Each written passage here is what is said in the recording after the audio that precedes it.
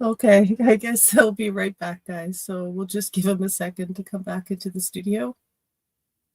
And they're not there anymore. So hi, everybody. Hope you're doing really great this Wednesday.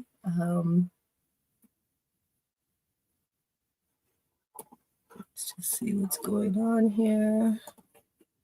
Okay, they're coming back. So, and I know Fran will probably repeat some of this, but hello, John. Hi, Jane. Hope you guys are doing great. Hi, Susan. Joe and Fran didn't see you say hi.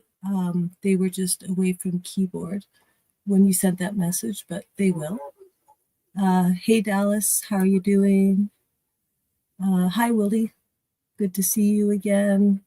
Who else do we have here? Let's say hi. I saw Wild in here. Here's Wild. Hey, Wild.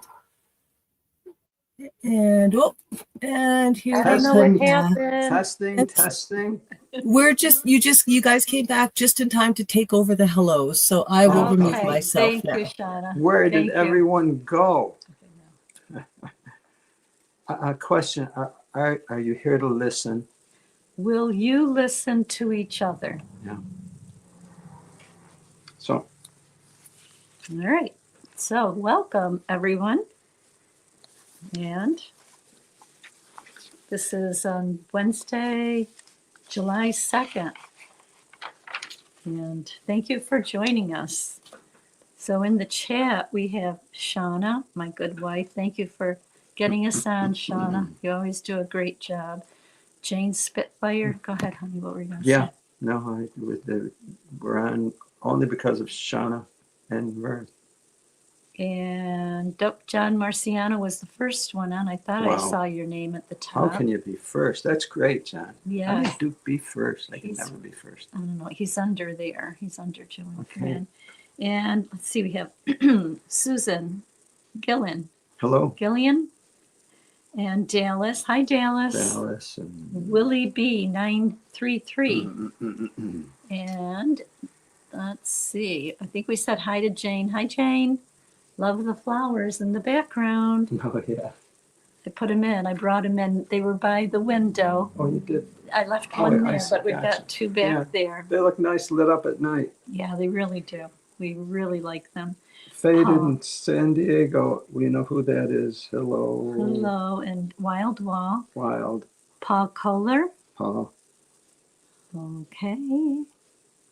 Yeah. And wow, Shaq? Was Shaq here? Shaq's here, yeah. Oh, my goodness, Shaq.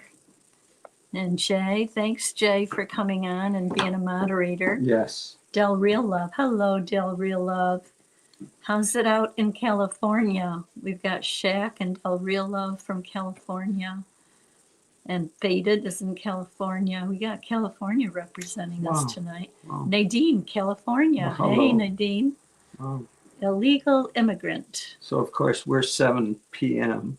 There, of course, 4 o'clock. 4 p.m. 4 in the afternoon. Mm-hmm. And Christine Sotelo.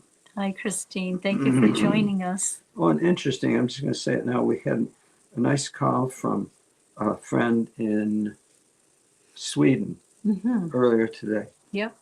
And brought us some information about the convention.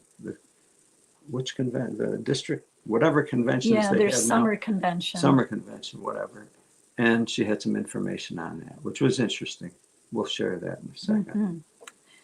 Okay, so Nadine says, I'm taking my walk at the lake in Yorba Linda right now. It's so beautiful. Wow. Beautiful. I bet it is, Nadine. Yeah. Nice. Yeah, Nadine likes her walks. Thank you for joining us. Maverick. Hello. Good evening, Good Joe evening, and Fran Maverick. and friends. Jeannie Jewel. Hey, Jeannie. We got a nice group here. Thank you all for joining. I know you could be doing other things and it's nice out. You're all different times, but the same place. Here. That's right. That's right. So the theme tonight is interesting. I don't care. Defined.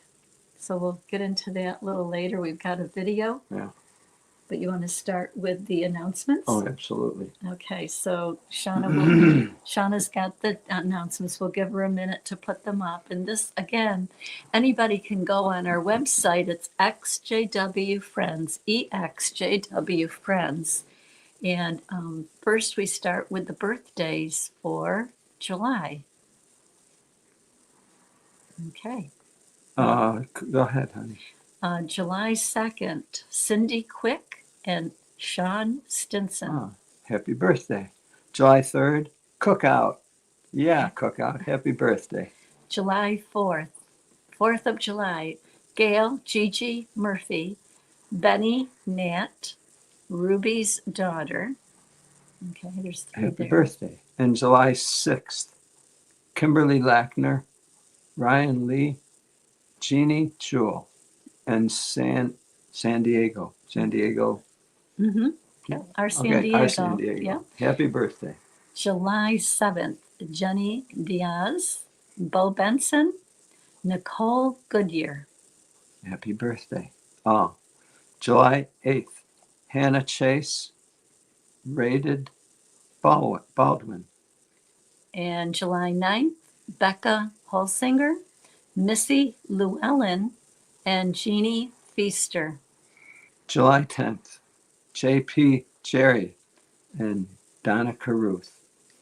July 11th, Ruby's daughter, Hove. 12th, James Winner. July 13th, Vera. And July 16th, Sadia Wilson.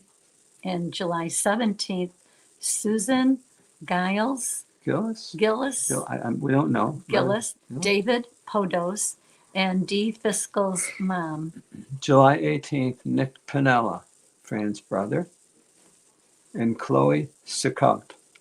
July 19th, Jane Spitfire, Rick Fearon, James Oberman, and Isaac Miller. July 20th, Irene. July 21st, Mark Geiger and Alora Mermaid. July 22nd, El Reno and Quentin. July 23rd, Melinda Leach. July 24th, Deanna. July 28th, Angela Bustamante. And July 29th, Sparky Slag. Happy birthday. And we got a birthday song for you.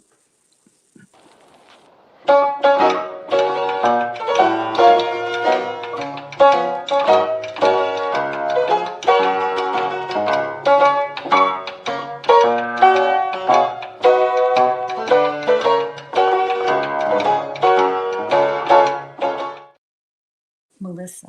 Her husband, her wife? His wife? Melissa. Who's Right. Missy? You mean there's two different ones? Missy and Melissa? Yes. I thought believe Missy so. was short for Melissa. Oh no, never mind. Okay, anniversaries. Do we have any anniversaries for July? We'll have to double Is that check true? it. Yeah. Okay, and here I thought. Yeah. Okay. Okay. July 11th, Dwight and Monica Kincaid. Happy anniversary. We need more More anniversaries. anniversaries and hurry up, someone get married. Well,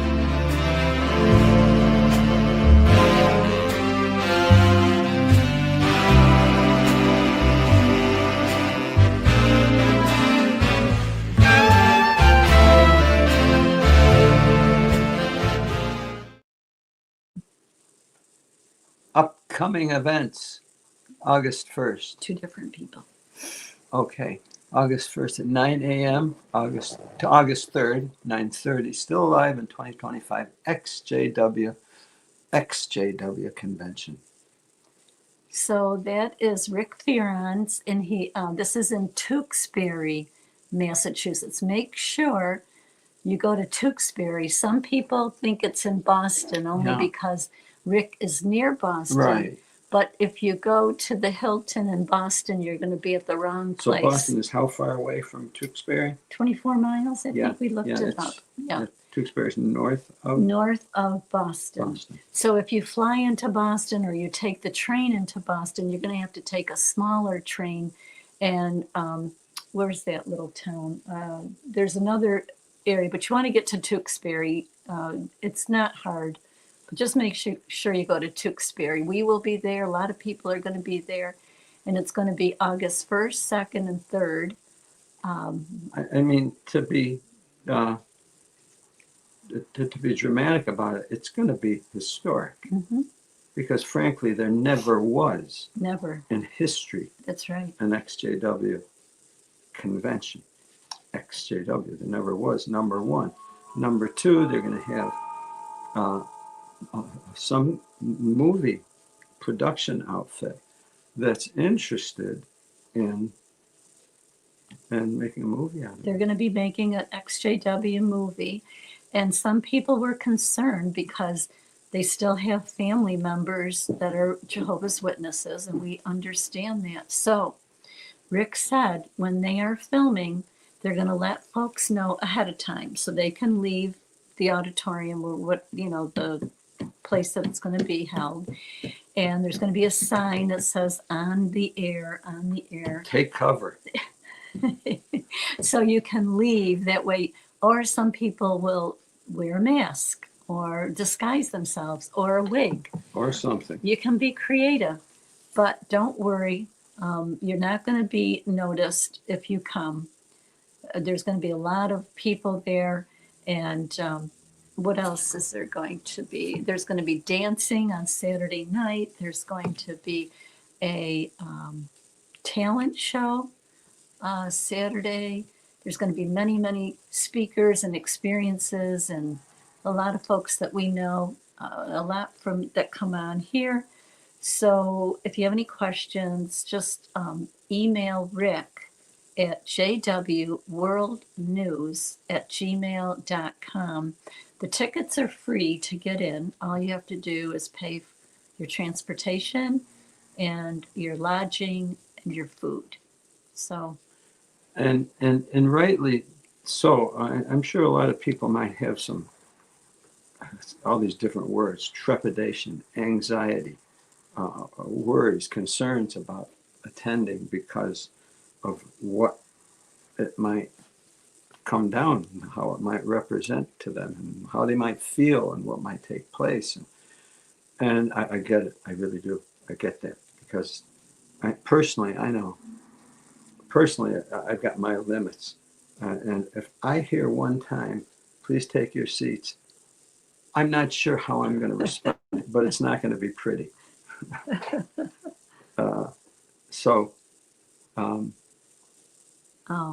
Don't worry about it. Time for free expression. Yes. Yes. You're not alone. We're there to be who we are, not who they want us to be. Right. Uh-huh. It's all over. That's all over for us. Yes, that's right. I'm just noticing the comments. So it looks like San Diego said that's not him in the, I don't think that San Diego is me. Okay. Okay, well that's why I we'll wondered. straighten that out. We'll find out when your birthday is. But yeah, we'll find out who that is. We'll fix it. And David, who does the website, said, oh, I forgot to fix the 17th. It's my son's birthday, not my mom's. Okay, wow. So he'll take care of that. Yeah. And we really appreciate David taking care of the website. Let's see. Jay said, I will say, in my opinion, there are certain spies. I can't get rid of that. Okay. There could be spies from the cult at Rick's event. No doubt. Protect yourself if you are PIMO. No doubt. Yes, I'm sure. No doubt. No doubt. Look, they're friends, people, enemies, name it, whatever you want. Officials that are listening, even now to these broadcasts.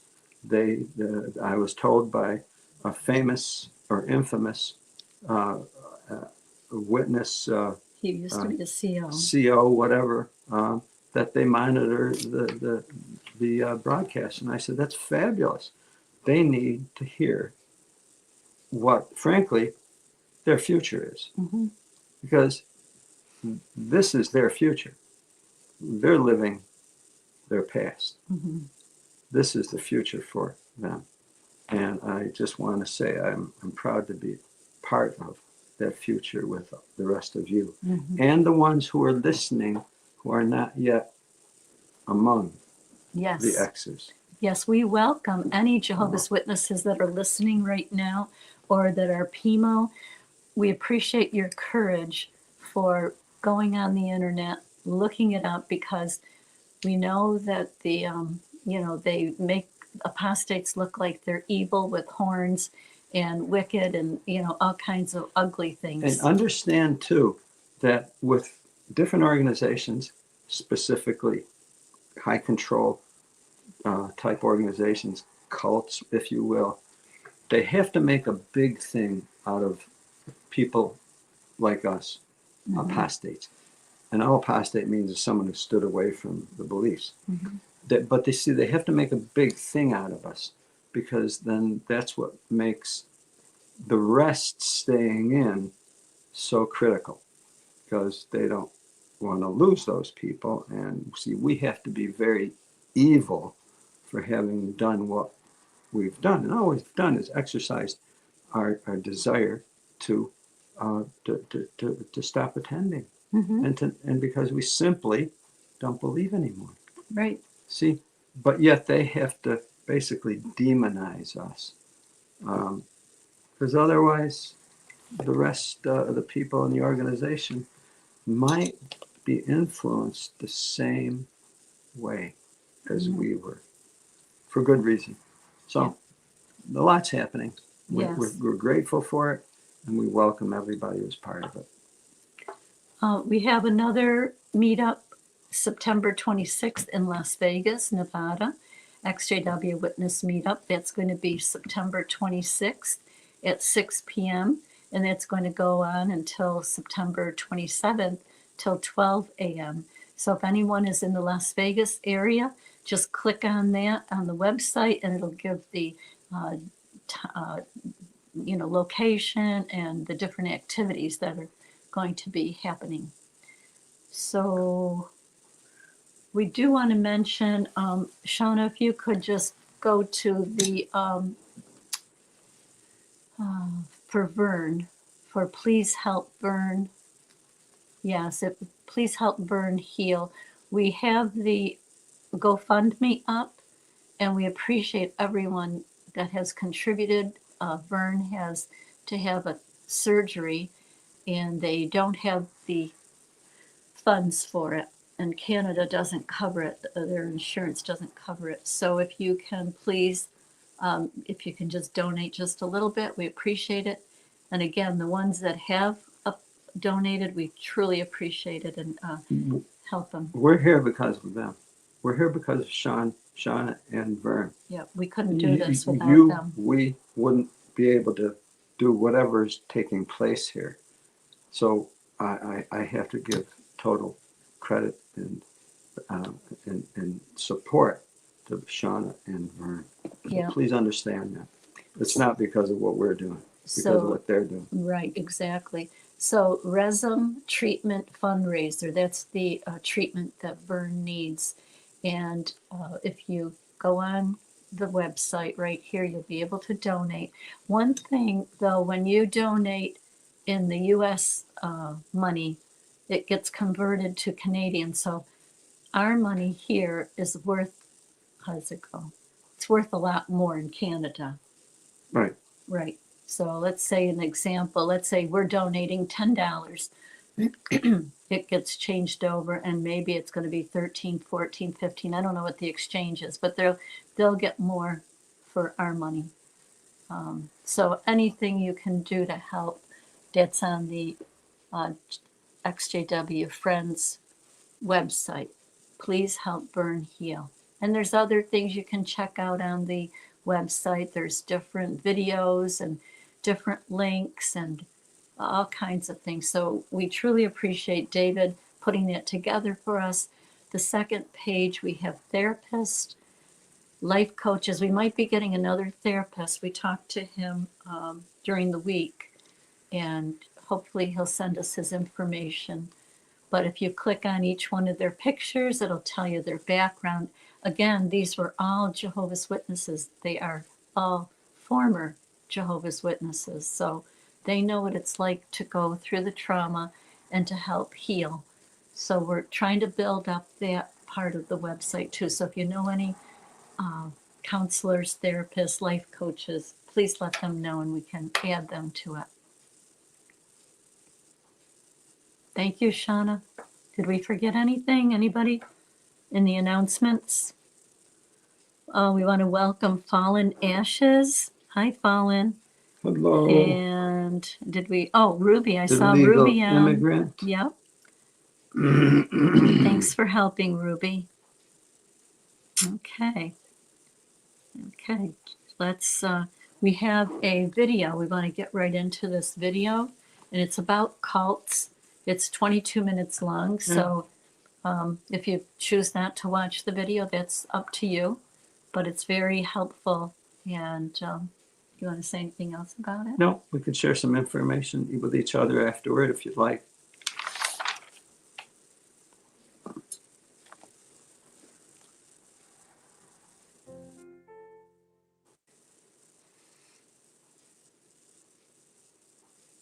When people hear the word cult, they usually think of something small, obscure.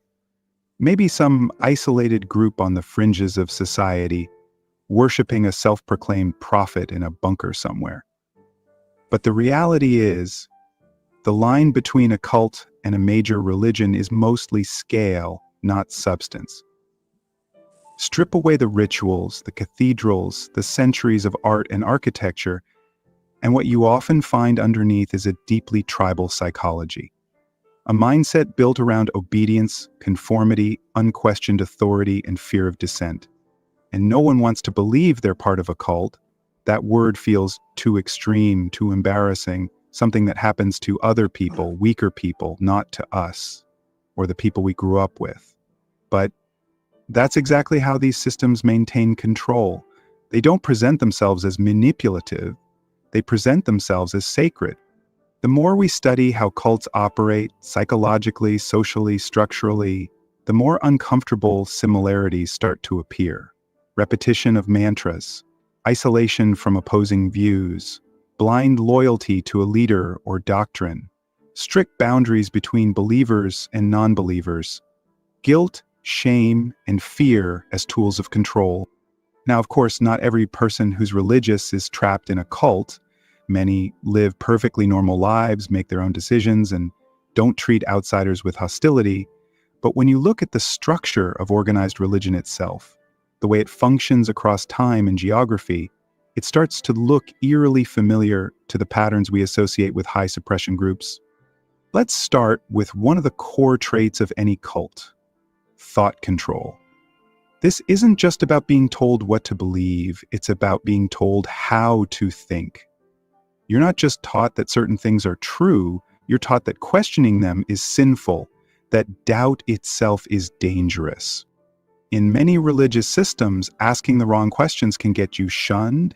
In history, it got people exiled or worse. The idea isn't just to convince you, it's to make disagreement feel impossible. In cult psychology, this is known as loaded language, where ordinary words take on special meanings and complex ideas get flattened into slogans. Think about how often believers are taught to distrust the world or the flesh or secular thinking, all vague negative phrases designed to steer people away from anything outside the bubble. And within that bubble, the sense of identity becomes deeply fused with belief. You're not just a person who practices a religion. You are that religion. So to question it feels like you're betraying your very self, your family, your culture, your purpose. That's how cults keep people in line, not through physical chains, but emotional ones.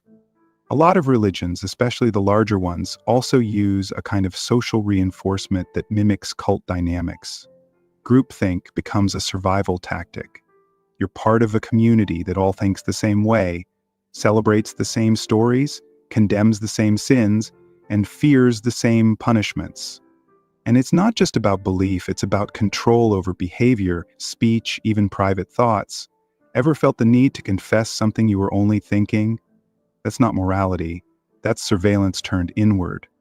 What's more, these systems rarely admit doubt as a healthy part of growth. Instead, they brand it as weakness or temptation or the influence of something dark and external. They don't encourage critical thinking. They pathologize it. That's not how truth should work. If something is really true, it doesn't need to be protected from scrutiny. You don't need to threaten people with hell to make them believe in something real. That's not conviction. That's coercion. Then there's the issue of isolation. Cults isolate their members, sometimes physically, but more often emotionally and intellectually. They cut off outside influence, not just by creating an us versus them mindset, but by framing the outside world as dangerous, dirty, evil. Religions often do this too. Believers are told that non-believers are lost, wicked, or corrupted, that other worldviews are misguided or inspired by the devil, not because they've been reasoned through, but because they threaten the group's control. This isn't just rhetoric, it affects real lives. People raised in tightly religious environments often struggle to leave not just because of belief, but because of fear. Fear of losing their family, their friends, their support system. That's not faith, that's dependency. Another common cult feature is the infallible leader, someone who speaks for God or channels divine will. In organized religion, this takes many forms: prophets, popes, pastors, imams. But the pattern is the same. One person, or a hierarchy, speaks with unquestioned authority, and everyone else listens. And when abuse happens, as it often does in systems that concentrate power, it's swept under the rug or justified as a test of faith or blamed on the victim. The institution protects itself, not the people. That's how cults survive, through the denial of accountability. There's also a strong emphasis in both cults and religions on purity, keeping yourself pure from the corrupting influence of outsiders, avoiding sinful thoughts or people, following strict codes of dress, behavior, food, sex. These purity codes aren't just about tradition, they're tools of control. The more rules you have to follow, the more guilty you'll eventually feel. And the more guilt you feel, the easier you are to manipulate. Because guilt makes people obedient. When you feel like you're broken, you're more likely to submit to someone who says they can fix you. That's the psychological hook. You're told you're flawed by nature, and only the group, only the faith, can make you whole again. It's a classic psychological trap, and it works. Even more disturbing is how early it starts. In most cults, indoctrination begins as early as possible. Same with religion. Children are taught what to believe before they even understand how belief works, before they understand logic or evidence or their own minds. By the time they're old enough to ask questions, they already feel afraid. To question is to betray. To think critically is to sin. To leave is to destroy everything they love. This isn't just belief, this is programming. And what makes it even harder to walk away is how much emotional weight these beliefs carry. You're not just stepping away from a set of teachings, you're risking everything that gave your life meaning, community, identity, even your sense of morality. That's no small thing. And it's exactly why hierarchical groups build their systems this way. They wrap everything you are around what they say is true, so that pulling one thread feels like unraveling your entire life. And when someone does walk away, they're often met with exactly the kinds of reactions you'd expect from a cult: coldness, anger, threats, social exile, sometimes pity, sometimes rage, but rarely open dialogue. You see this in the way former believers are treated, as if leaving the religion means you've become dangerous or corrupted, that you're not just wrong, you're broken. That's not the behavior of a healthy community, that's the behavior of a high-retreat group protecting itself from collapse. A cult doesn't survive because it has the best ideas. It survives because it makes those ideas non-negotiable. An organized religion has had centuries to perfect that. It's not just about believing, it's about obedience. Deference to authority is baked into the system.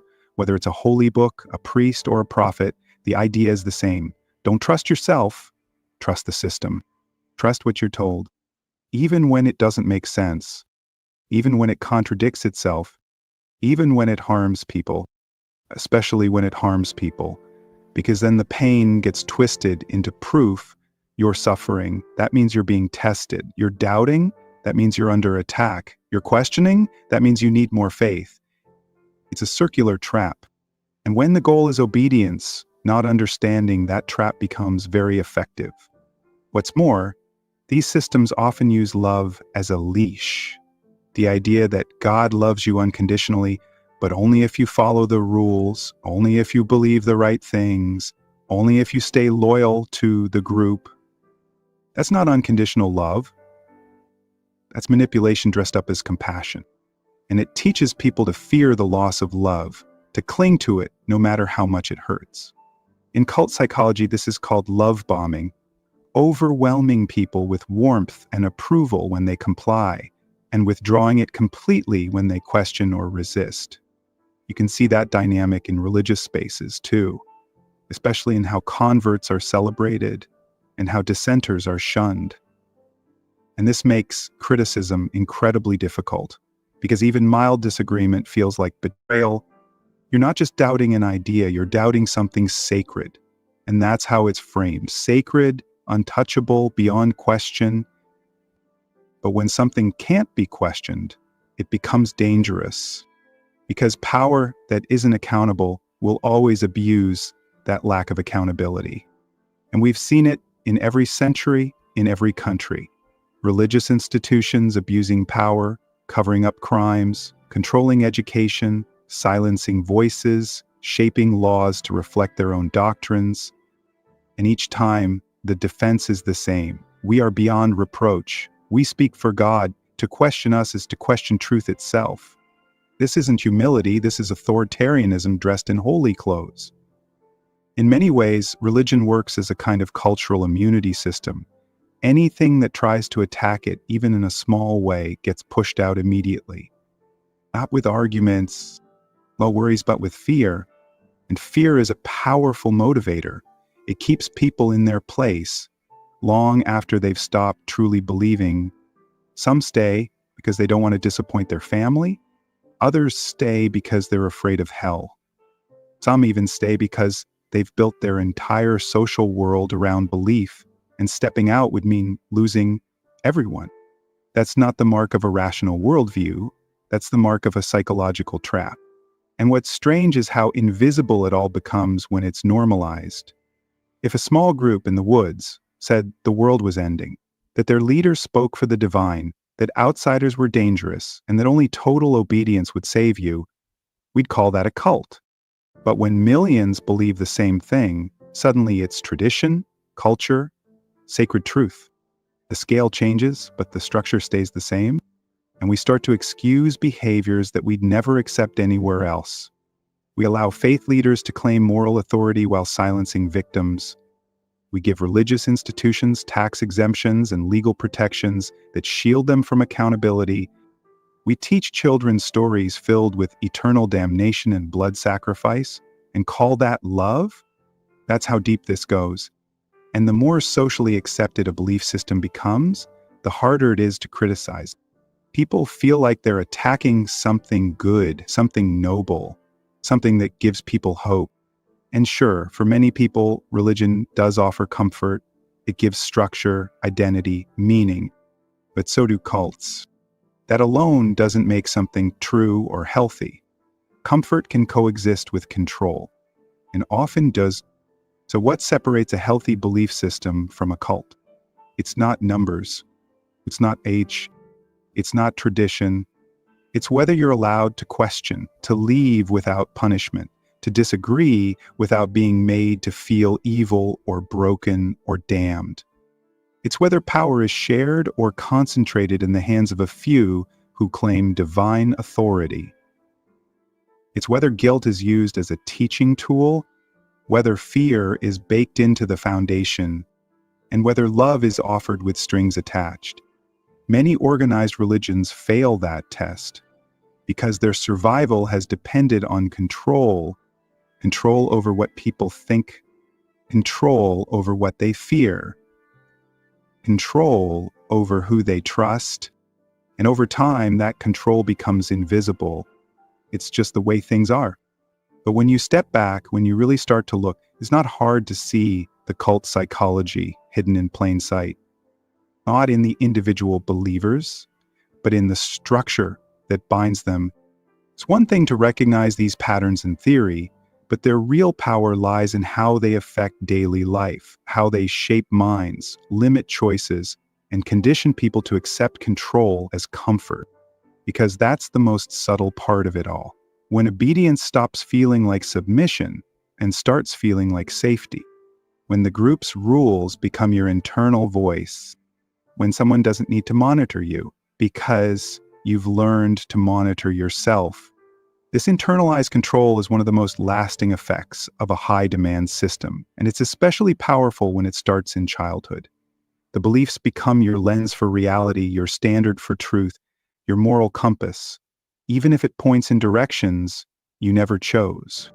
And that's the thing. You didn't choose, you were told from the very beginning, and that makes people very loyal, not just to the belief, but to the identity that forms around it. It creates a version of selfhood that's deeply tied to approval, to being good in the eyes of the group. And so many people live their whole lives trying to be what the system defines as good, even when it hurts them, even when it contradicts their own intuition. This is why so many people in religious environments stay silent when something feels wrong. They've been trained to distrust their own judgment and to defer to higher authority. Whether that's scripture or a pastor or just the collective voice of tradition, this can have serious consequences, not just for individuals, but for society as a whole.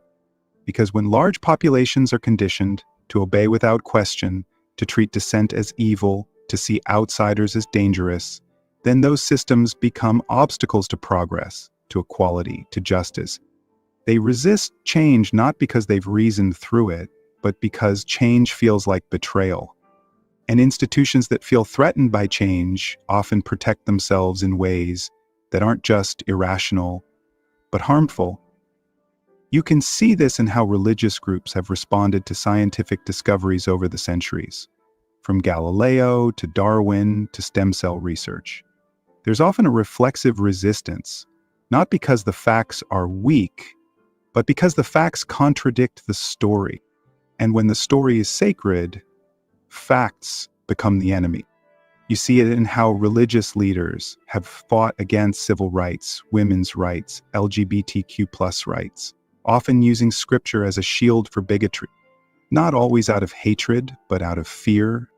Because if one part of the doctrine can be questioned, then maybe the rest can too. And so the control must be reinforced, not just with sermons, but with shame, with guilt, with fear of eternal consequences. This is cult behavior scaled up to a global level. And again, this doesn't mean every believer is trapped in that mindset, but the structure is there and it rewards compliance far more than it rewards thought. And when people do think, when they do step outside, the reaction is often harsh. That's not a coincidence. That's how hierarchical systems defend themselves. By making it painful to leave, by making it lonely to think differently, by making obedience feel like love and independence feel like abandonment. But independence is not abandonment, and obedience is not love.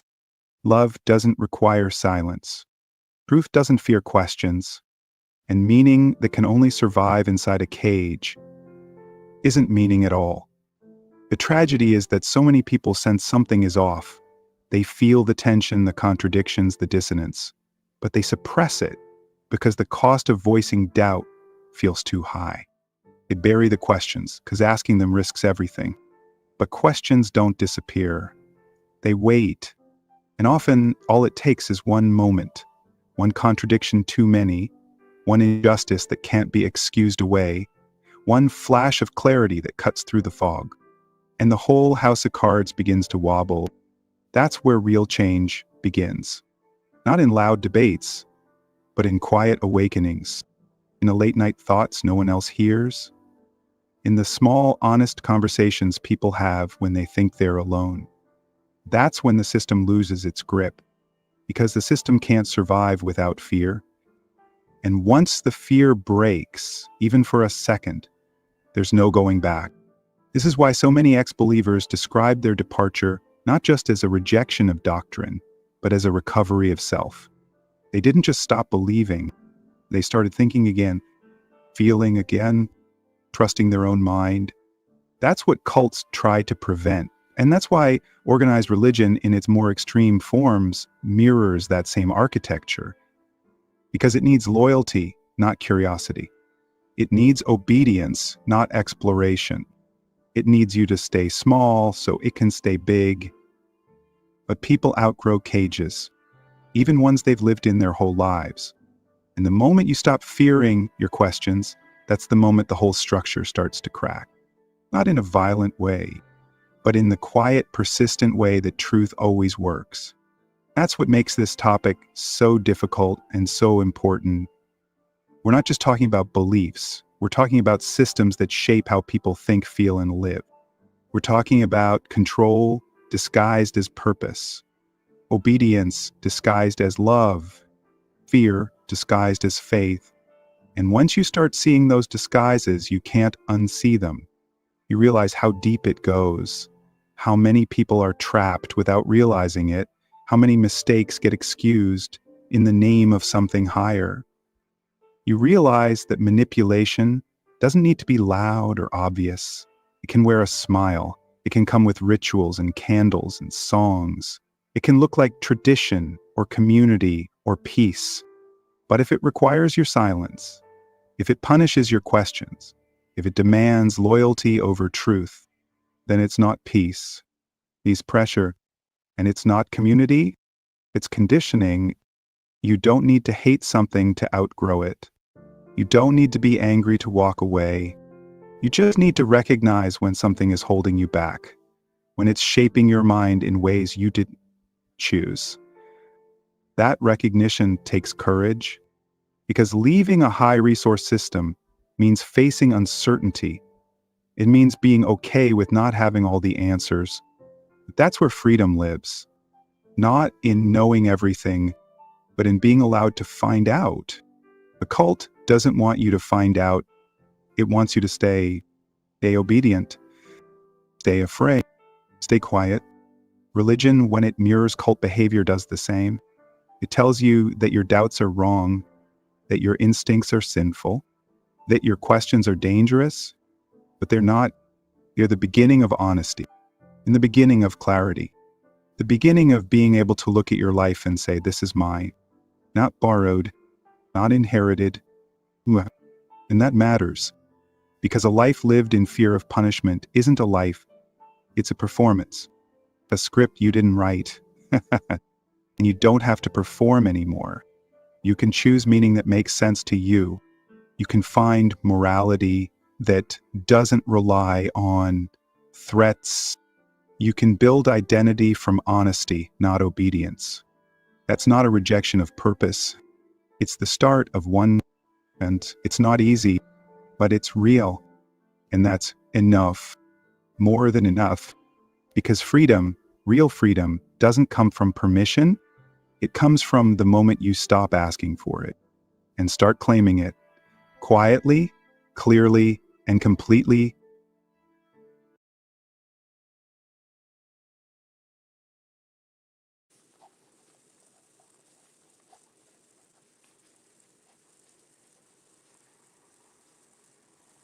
Does anyone have any thoughts about what they might have seen or heard? There are a lot of There's points. some comments there Yeah. that Well, Paul said it wants you to stay obedient, to stay afraid. And I noticed at the end it said permission comes from the time you stop asking for it. We don't need to ask permission No. from someone else. We have to give ourselves No, permission. we have to grant it to ourselves. See, the trigger word that I felt I objected to that would be applied to me is they said a leash. Now, you don't use leashes on humans. I don't know if you've ever noticed little kids that are on leashes. The parents are basically walking them with a leash on them. Well, I'm not gonna determine whether or not that's needed or not. I mean, if it prevents a little kid from running into horrific danger and the parents not being able to chase them down, well, so be it. But the point is, dogs need leashes. Humans are the ones that have the leash in their hand. The leash is around the dog's neck. And if that's what religions tend to make people act like, the question becomes why? Why is it even necessary? You know, what condition, what situation came about that allowed a person to accept that animal-like role such that they would wear a leash? We got Annie and Paul. Annie was on first, and Paul. Well, Welcome. good evening, Joe and Fran. How are you? Hello. Hi, Good, Annie. Good to hear you. Hi, and hi, Paul.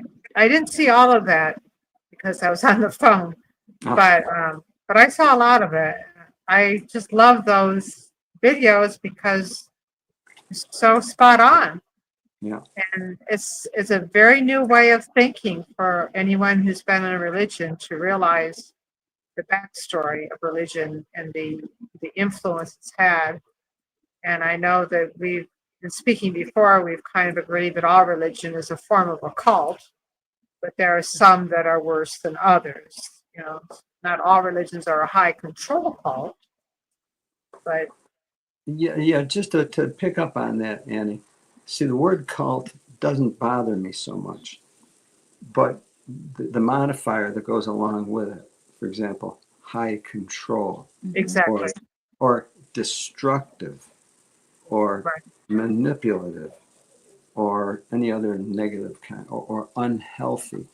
Right, cult. because I think in all of our discussions previously, we've kind of come to a conclusion that everything is kind of a cult. I mean, anything could be a cult. So Right. it doesn't have to have a negative connotation. Yeah.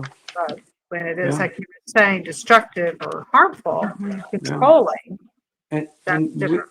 and we have to judge for ourselves personally how we want to exist or behave in that cult. That's true.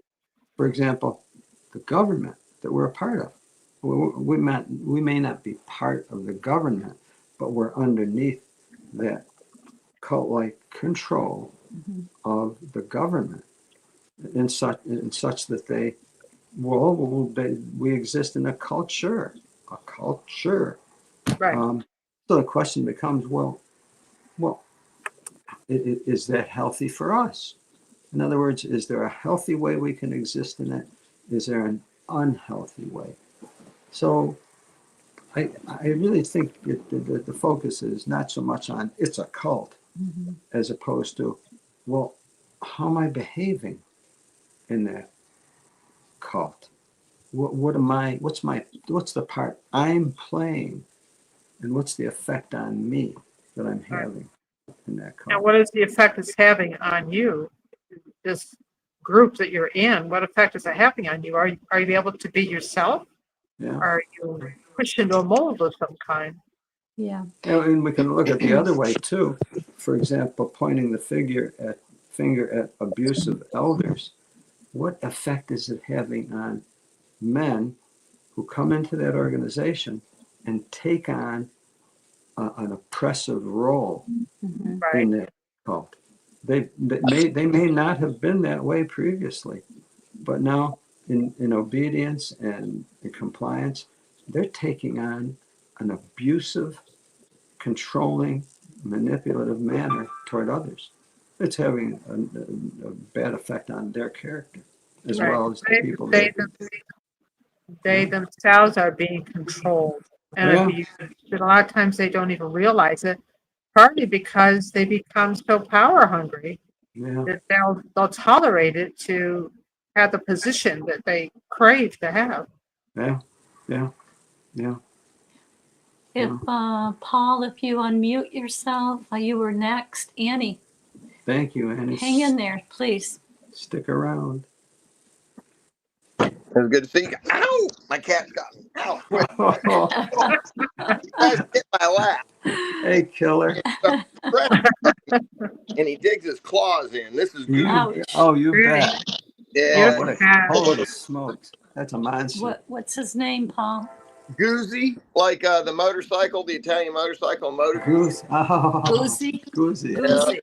So he's a little goober. He gets all of my attention. Knows how to get it. Knows how to get it. Yeah, I put a post up on Facebook the other day that said 90% of living with him is watching each other eat, watching each other go potty, following each other around. The other 10% is hiding so the other one doesn't do something that we know the other one wouldn't approve of. But That's funny. it's like living with an elder, always watching you. Now I missed you guys last week. I had to watch it after the fact. There's so much going on. But last week you talked about how one of the tools they use is demoralizing. Mm-hmm. Oh, yeah. Destabilizing, demoralizing. Destabilizing.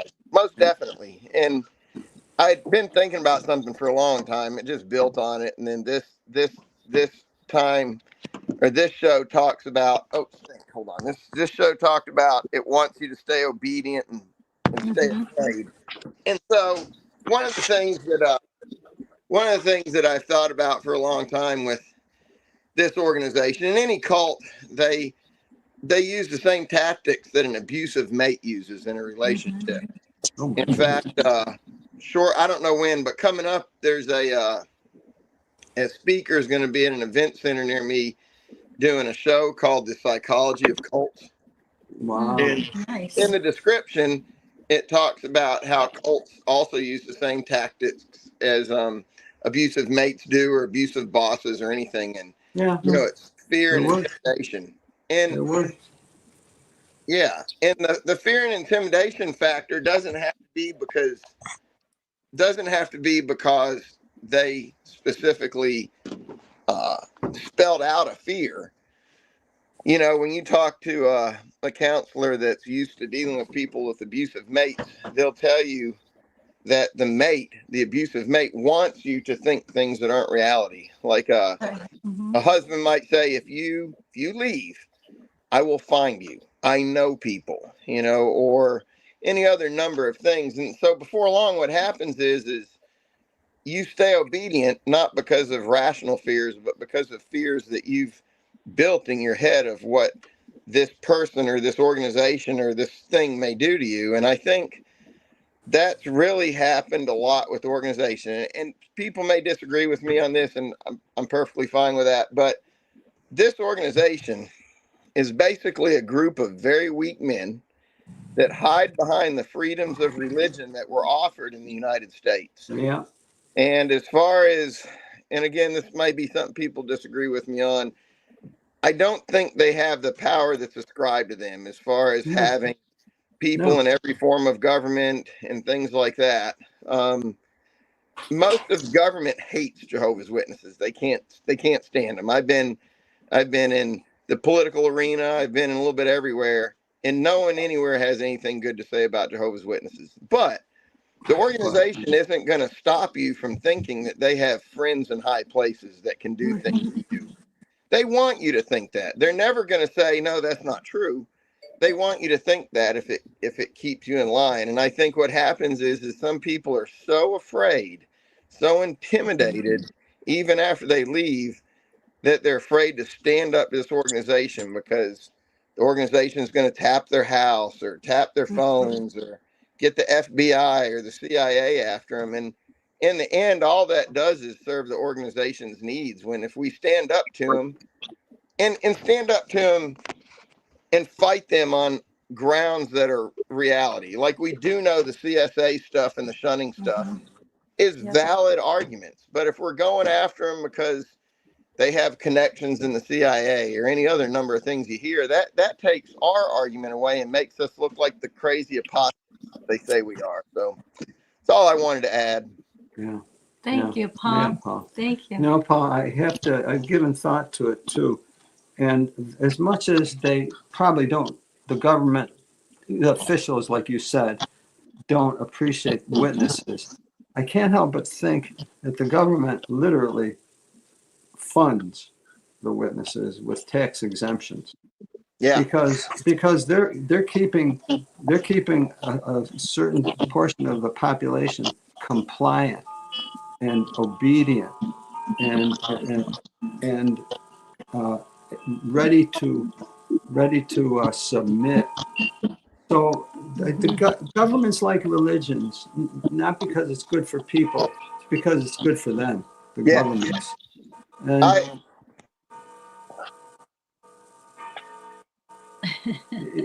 so, I mean, how far that's going to go, I don't know, because at some point, they're going to make trouble for each other, and sometimes they say there's a saying that says they eat their own. In other words, they may have been helpful for them, but then it's past a certain point. It's like, you know what? We're through with you.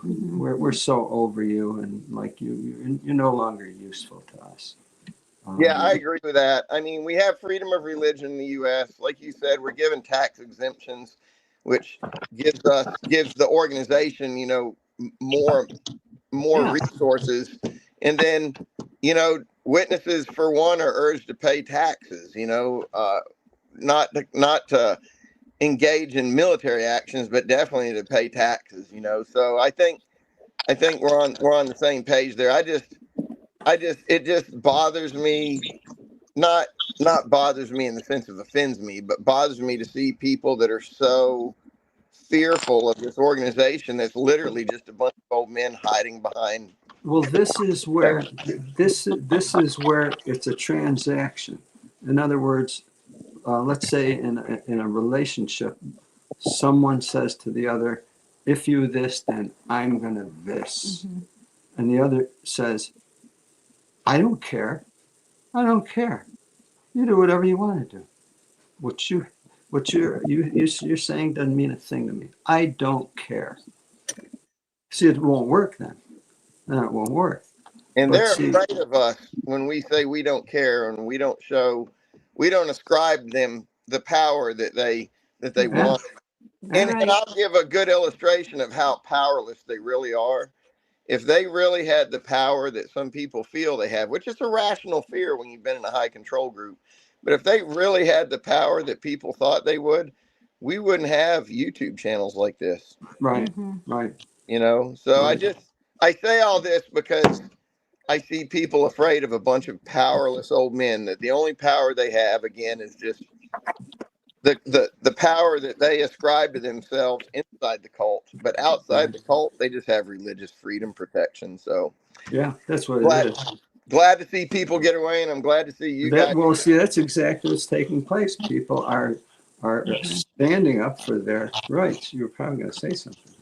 So they get people to police themselves Yeah. and each other.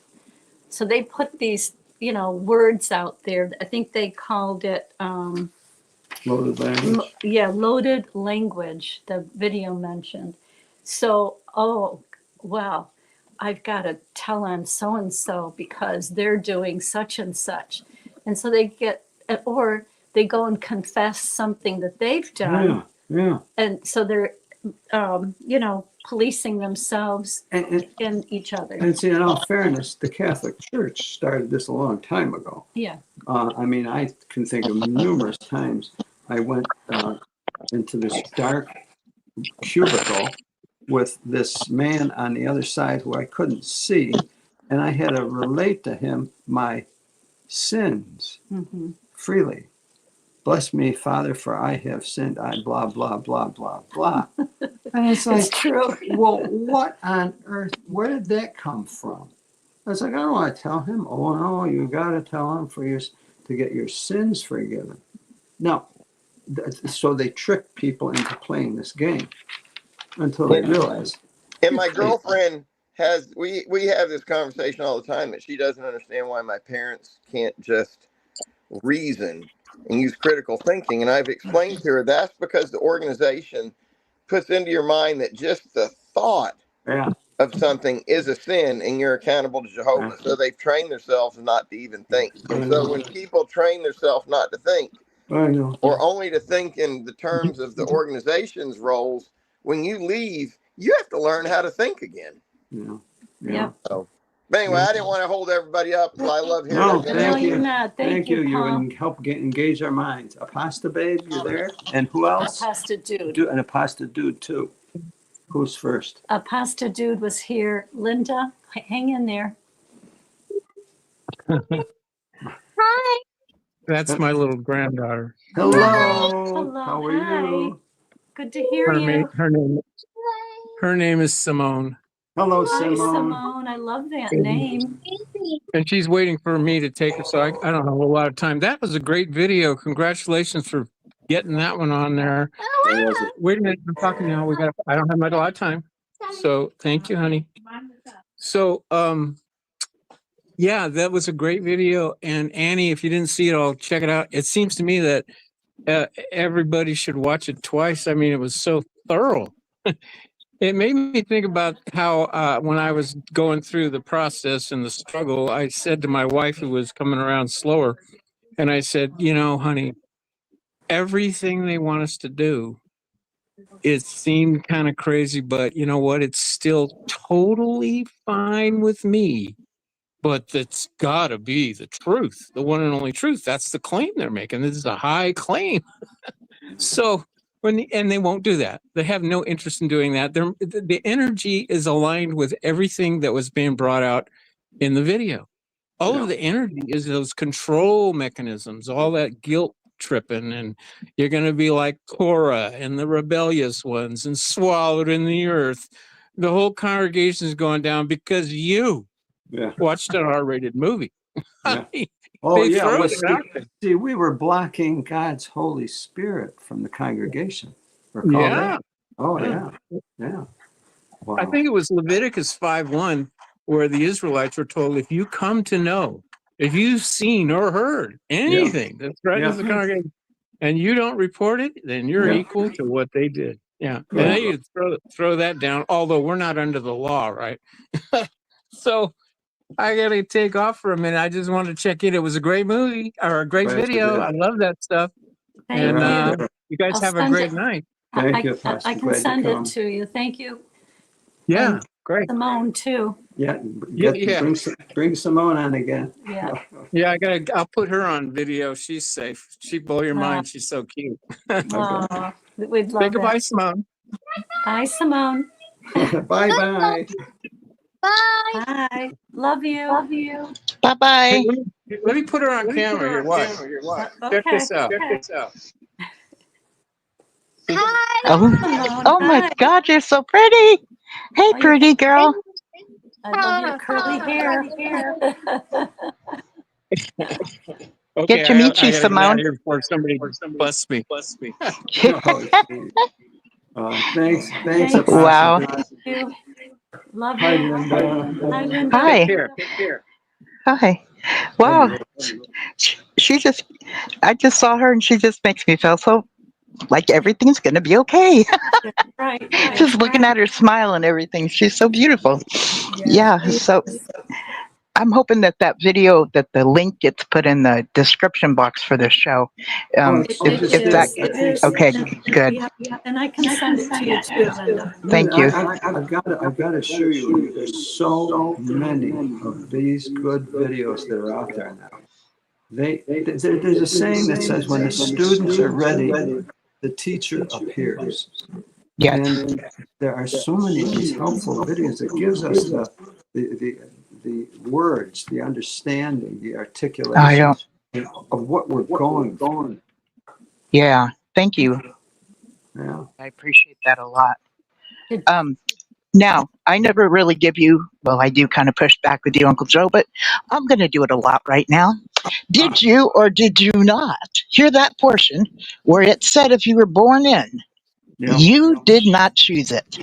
Oh, Right, I exactly. totally agree. I will Look, argue. hey, I know you make. I didn't choose the Catholic religion. I was a baby when they poured Yeah, water over my head. yeah.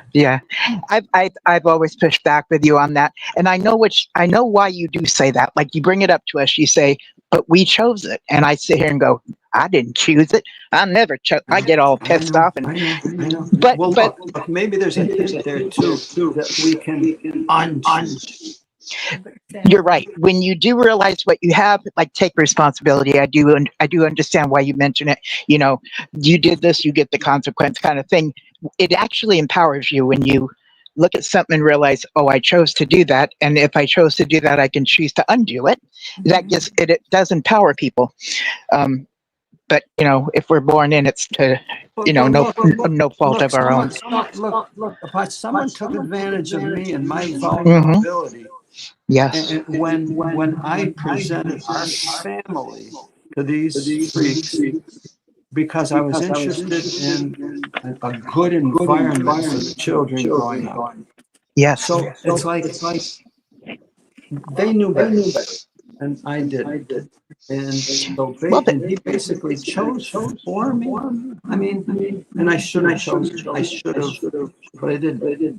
But then I had to come to the point to unchoose, to choose a way. And boy, let me tell you, that was difficult. and Linda, I go ahead.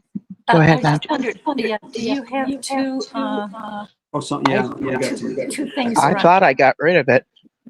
Okay, well, we're hearing an echo, so it's kind of Me too. Okay. Well, it's okay.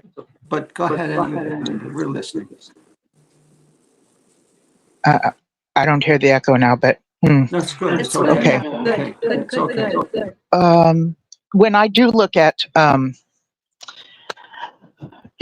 literature at the time my mother was being recruited, and when I think about her childhood of growing up in a broken home, she had a lot of trauma in her own childhood, and the way that the organization depicts a family life, like you were talking about, I can totally understand the draw, the desire to want that. I can I totally get that, and Well, it's it like I works would have with the been foolish deception. if I did. Yeah, it's like I would have been foolish if I didn't. Oh, I'd be foolish if I didn't. And then Almost, yeah. there's the thought. Yeah, I hear what you're saying. It really is alluring, and that was the desire of your heart. Something good for the family. Auntie Fran's like full-time mom, wants to hang out with kids her own age. We could have been to the meeting by now. You're fixing a tire or something. And so I can remember when my kids were little, and it was just like I had no social life, and I needed to play with kids my own age, but there was a long time that I didn't get to. So, I can understand why people get recruited. And I just thought that was very interesting. And it's also reminding me of the government today, that we're, like, there's a loyalty expected. There's a do not question the plan. And if you notice, some journalists will ask, in my opinion, just ordinary questions, and you will see them be reprimanded profusely by our president and be told off and told what a terrible person they are. So if somebody else is thinking about asking a question that I think might be on subject, and that silences them. And I think a lot of what we see, if we think about doing them, but we see the negative consequences happening to other people, it silences us, and we won't do that. Yeah, the government cannot tolerate free thinkers. Right. No way. No free thinkers allowed. I'm actually having a very hard time with how ICE is rounding up undocumented people here in the U.S. And my home city or home county was Los Angeles. Right. So I grew up around the Hispanic culture, and this is literally devastating me. And yes, it's triggering me, of course. But at the same time, I also want to say, listen, we have been through a cult. This is not our first rodeo. It reminds me of when a kid was bad in the Kingdom Hall and they got taken physically to the back and got the shit beat out of them in the bathroom, and we had to hear it. It's I know that's not a child that we're watching the ice chase down to the ground. I see it as adults, but it's affecting me hugely. But get this, the town I grew up in, Bell Gardens, I was reading an article yesterday where the mayor just told the gang members to handle ICE. When they show up, handle them. And you know what? I don't care. I don't care. Wow. If that happens, I don't care. Because what I've seen so far, to me, is so, like, inhumane. Just so inhumane. Yeah. See, the government, Criminals that are going into prison get more rights than what these people are being put into. Okay? And the way these people are being brought into. How would I do it different? I don't have that all figured out right now. But, you know, watching the senator get taken to the ground when he said he had a question. Yeah. And that was really, he you know, identified himself. That was devastating to watch. He was vetted. He was in there because he was vetted, but he already, first off, he has an office in that building. Then he finds out she was there making an announcement, right? And as he's being taken and pushed out of the room, I'm listening to her say, "We are here to liberate you from this government of California." Wow. Do you know how terrifying that is to me? To think we're going to have, I mean, I'm not okay with that. So, you know, and it's just like you said, it was like listening to that kid get beaten. It's like, what could you do about it? There's nothing. You're powerless.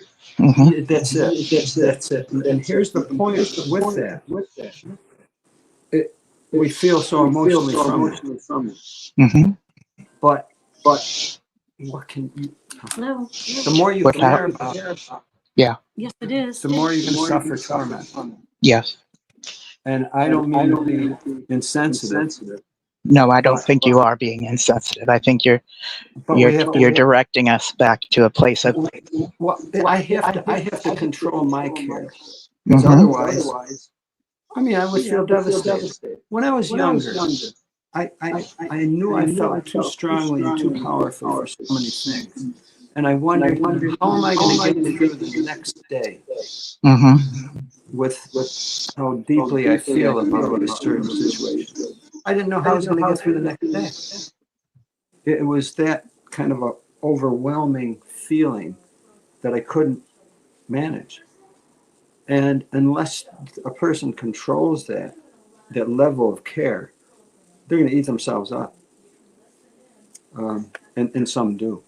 And some do. Just for relief, they literally put an end to their ability to feel, either with drugs or worse, self-destruction. And so we have to be, we're humans. We're not dogs. We're not dogs. We have this level of something called care and compassion. And they know that. And they are using that like a lever, like a weapon.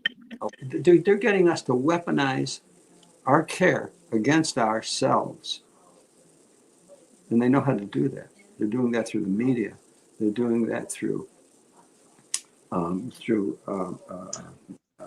entertainment, if you want to call it entertainment. Yes. And Joe, could you? I'm going to go to my computer and get back on because I know there was an echo here. Is it still going? Don't worry about it. Okay. Don't worry about it. Annie Joe, was going to say something. Could you explain that a little bit, Joe? Oh, now you got a bad echo. Yeah, I know. We didn't have it to begin with, but now we've got it. Okay. Okay, well, it's okay. We'll keep going.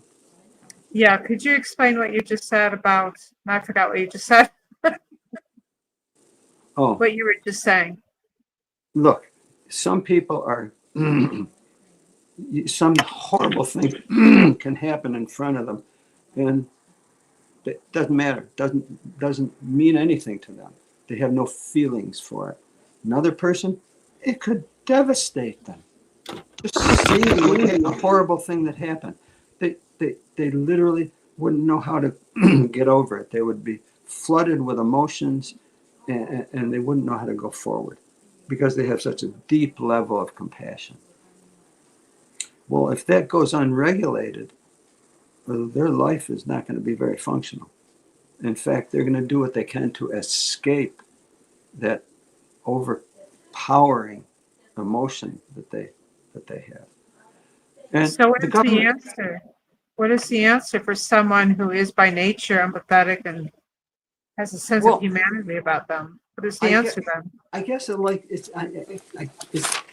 have to compare it to the fact that we need a certain temperature to exist. In other words, I don't like it real hot. I don't like it real cold. So I may have to adjust my temperature sometime, either with my environment or with clothes, or I have to maintain that temperature. Otherwise, I'm gonna die if I don't maintain my temperature, my bodily temperature properly. I literally will die. And with that way, it's called exposure. You know, you're in the water too long, you're going to die of exposure because your body's going to cool down too much. Well, we need to know how to control that for our health. Well, it's the same thing with our compassion, with our level of care. I care. How much do you care? I care a little. Oh no, I care deeply. How deeply? So deeply, I can't get any sleep at night. So deeply, I don't want to eat. So deeply, I don't even know how to think of the next thought. I can't. You see, that's overwhelming.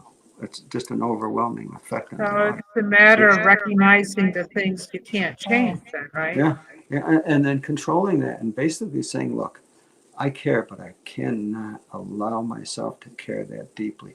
I can't do anything about it. And That's basically, a hard one. That's I a guess hard you one. I guess you would say it's giving grace to yourself and relieving yourself of the need to do. We're not responsible for it. I think folks are having a hard time following along. There is an echo. Annie, there's a real bad echo on your end. Do you have two devices on? Let me see. Somebody has two devices on. We hear it loud from us and Joe and Fran, and I hear it now too. Yeah, it's not just. So what is it, Seth? Seth is the Yeah. microphone. So Hey, it's just, hey, 1 second, please.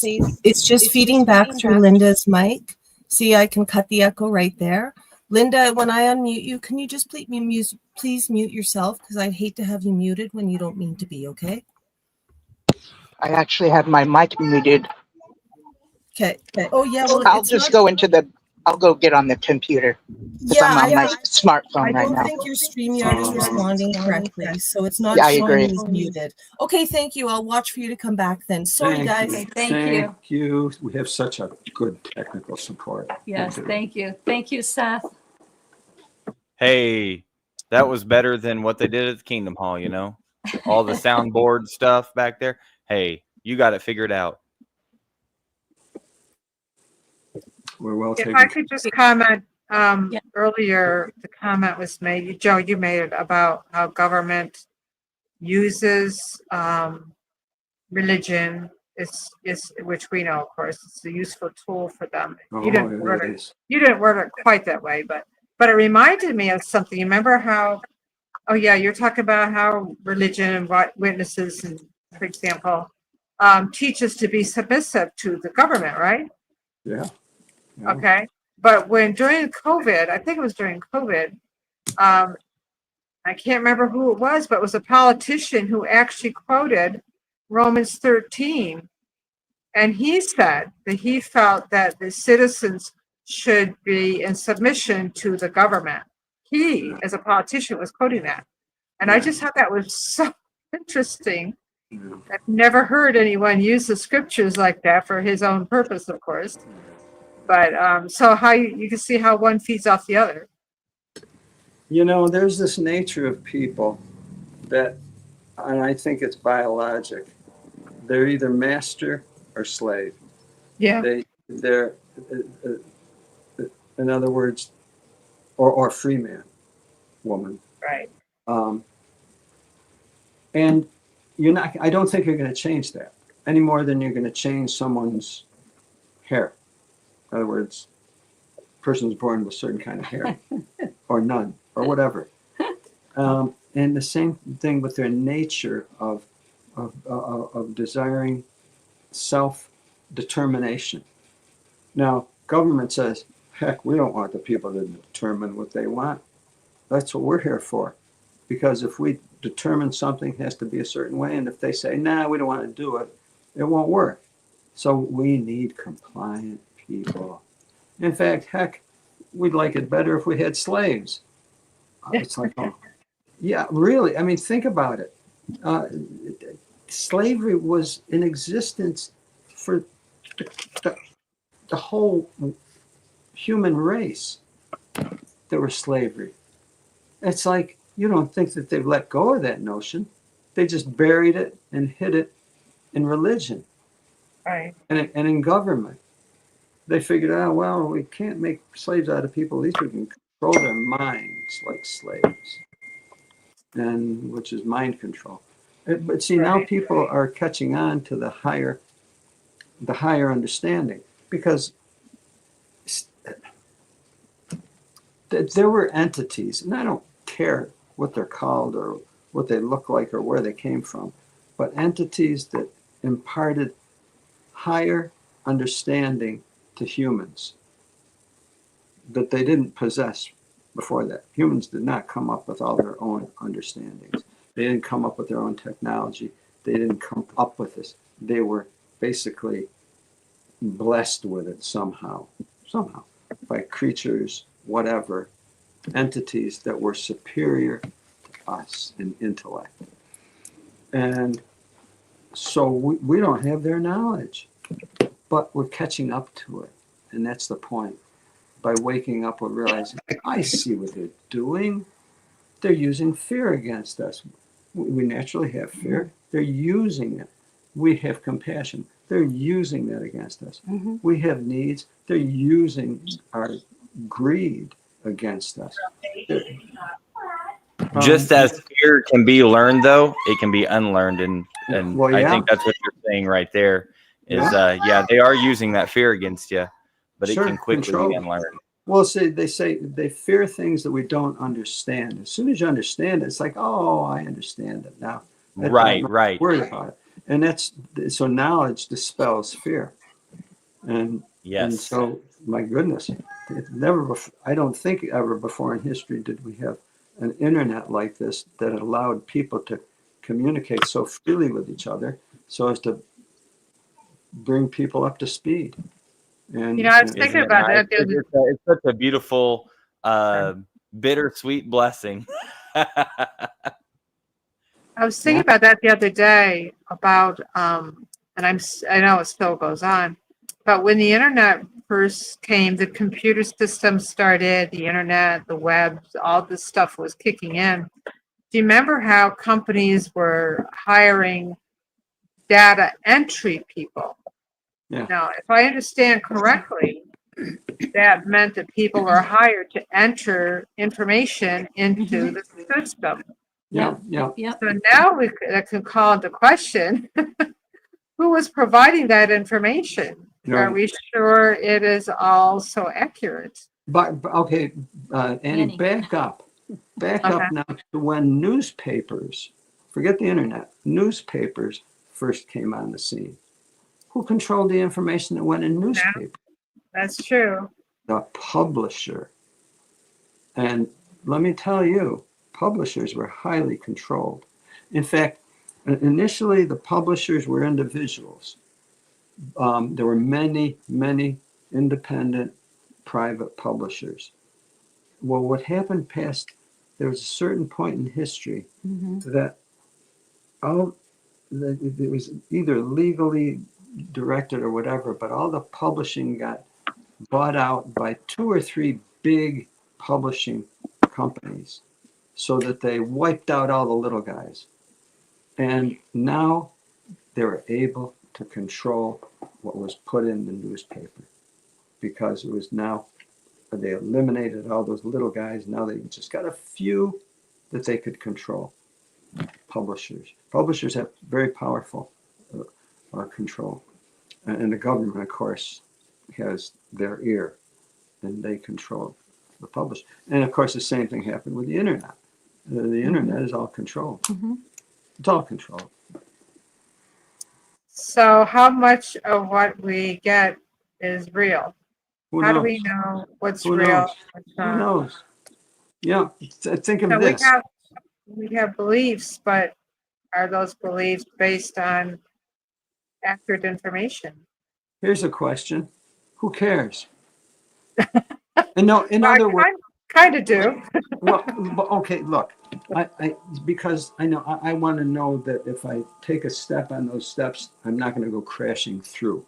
So I want to know for sure. If I go to press on my brakes at 70 miles an hour, I'm going to want to know that they're going to stop. So I care about that. Now, if somebody feeds me information because they're feeding it to me, I'm not generating. I'm getting it from them. They're feeding me. How do I know it's real? How do I know it's good for me? How do I know it's true and real? I don't. I really don't. I really don't.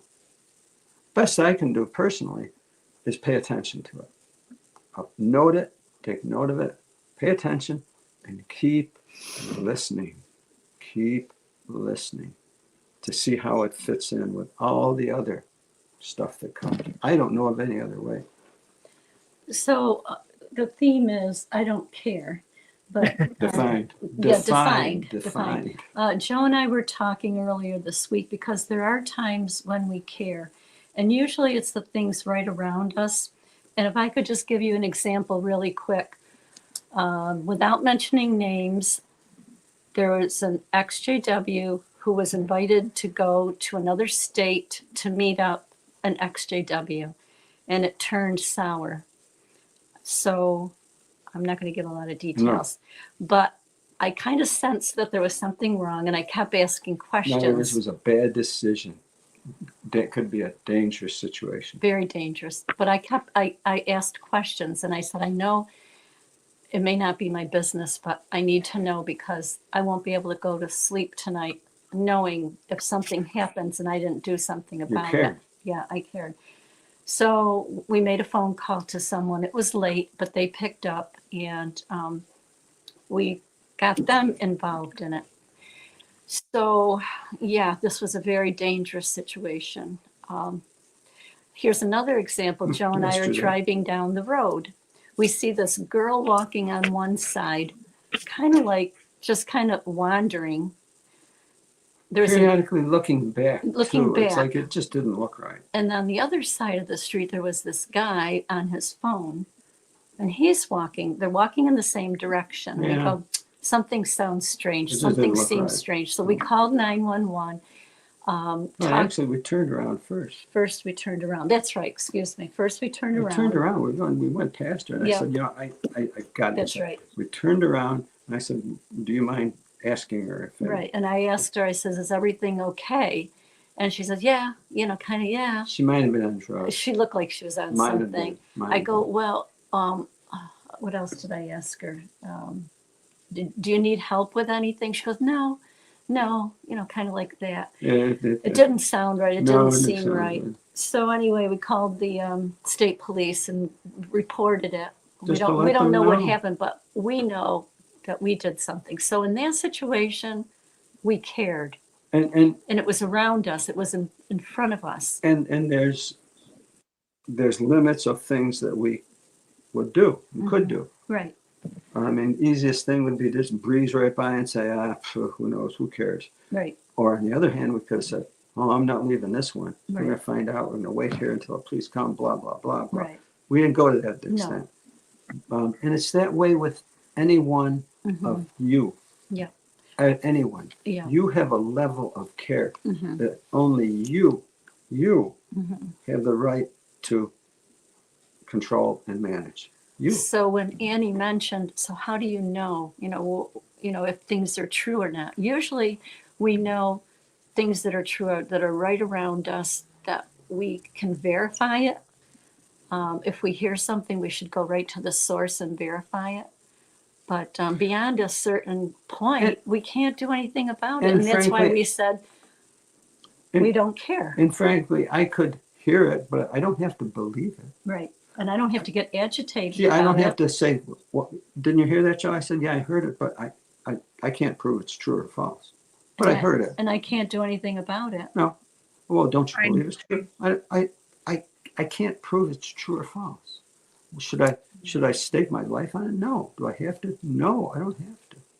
Don't you care? I know a lot of times anymore when I'm passing some information on to someone or just making a comment, I will say, if this information is accurate. That's it. That's the That's best I can do. Look, here's some perspective. The governments operate on secrets. Well, why do they operate on secrets? Because if governments gave away all their secrets as to what they're doing, the weapons they have, the number of people, the type of armies they have, where they're located, their capability. If they gave all that away, my goodness, it would make it so easy for someone to overcome them. So they purposely give out bogus information. They give out information, but it isn't true. Because they'd have to be stupid to give out real information. They really would. And so, I mean, if you realize that, you kind of get it that, okay, I get it. Don't expect truth. Just keep listening, keep managing it, I like what you said here, Seth. Who cares? When protecting personal well-being, people rely on information to make important decisions about their health, yeah, finances, and safety. Yeah. It's about them Yeah. or affects them. Yeah. We then care. Yeah. So, and Yeah. it's not selfish. No. It's taking care of ourselves so we don't become a burden Now here's on someone else. the other side of it. The other side of it is the person that fails to care to the extent that they allow an organization to do all of the caring for them. Right. Sound like Jehovah's Witnesses? It's like, well, all I have to do is listen, obey, and I'll be blessed. I don't have to exercise any care. I just have to obey. It's like, see, now there's a responsibility that they might be avoiding. In managing that care, it's a management. You know, how much you going to care? I'm going to care enough to keep me healthy, my family, to avoid jail, to prevent hurting other people, to function as a citizen among each other and be free and happy. So someone can smile at me and I can smile at them. I see And we why- need that to have a healthy society. We need that level of caring. But yeah, But and that promotes the healthy society. Beyond that is what the government takes advantage of. They weaponize our care because they hammer people with these accounts and these horrific actions that take place that people get all riled up. And it's like, did you see what they're doing? Don't you care? It's like, relax. They wanted that reaction out of you. Relax. Yep. They purposely are engineering you. In fact, I'm go sorry. ahead, Annie. I think might even call it psyop is when you hear something horrific like that, Yeah. and you never get to hear the conclusion of the matter. Yep. And Yep. this was not always the case, but it sure has been for a long time. And it will continue that way too. It Yeah. just goes on and on. So it weighs on your mind. Maybe. Don't be surprised if there's something upcoming. Don't be surprised at all. Oh, it's going to be ongoing. And see what they're doing. There's something called they're curating us. Yeah, you know, religion, government, They know what they want out of their citizens. They know exactly what they want. You know, we're we're the dough, and they're the cookie cutter, and they know what kind of cookies they want. And then like a curator in a museum or in a place, they know what they want to present. They know where the picture, the art has to go. They know how they want people to behave in it. They're curating that whole situation. Government and religion curates people. And I think an Well, example, go ahead. I'm sorry. sorry, I was going to just, along with what you're saying, Joe, I think a good example of that is when the pulpit has been used to recruit soldiers Yeah. from the pulpit Oh, you bet. during war, Oh, you bet. saying that God is behind us, and praying for God to protect the soldiers and so on. Yeah. Yeah. And you've got the government recruiters going into high schools, Oh, age yeah. Yes. 17, and recruiting, and they've got, Coco, be quiet. then they go to church on Sunday, and from the pulpit, the pastor's doing the same thing. So they work hand in hand. They always have. And let's get a little controversial here too, shall we? What about patriotism? Just what about patriotism? What does that mean? Have you ever heard the saying, "My country, right or wrong"? Oh yeah, yeah, yeah. Wow. Oh, you heard that a lot during the Vietnam War. In fact, that TV show, Archie Match? Bunker, and his, Archie Bunker. well, there was Yeah. that, but Archie Bunker and his son-in-law was Meathead. complaining about the Vietnam War, etc. And so he would always say, "Well, America." That's meathead. Yeah, me. Yes, thank you. Just a charming relationship. Yes, it was. You want to think about this, and I'm gonna side with government at this point. We're not going to survive the attack if those other people get the handle on us. Our people are going to go off into slavery if they overcome us. Now, who are you talking about? They? Who's they? Do you want to go into and become slaves of those people? The people who of the other country who are being demonized. Oh, yes, yes. So I mean, it gets down to that animal basic thing of survival. And do you want to be slaves, or do you want to be free men? It's like, holy smokes. So, is there an answer to this solution? Nope, I got no answers. But we see the drama. We're part of the drama. But the question becomes, okay, what part do you want to play in this drama? You have the choice of what part you want to play.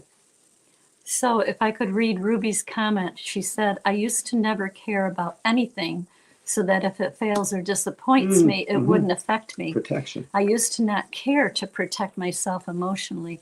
I noticed that years later. Now here on the flip side, she said, caring too much was draining and would get me upset that those around didn't care about it as much as I do. Right. And that's where we were talking about balance. Yeah. So Yeah. So, I don't know if you've ever been in this situation, but, if someone's ranting on about a situation and everyone else is okay, and you look at them and say, what do you care so much about it for? In other words, you don't have to care that much about it. You're not going to be able to do anything about it. We're not too upset about it. It's going to be okay. Chill.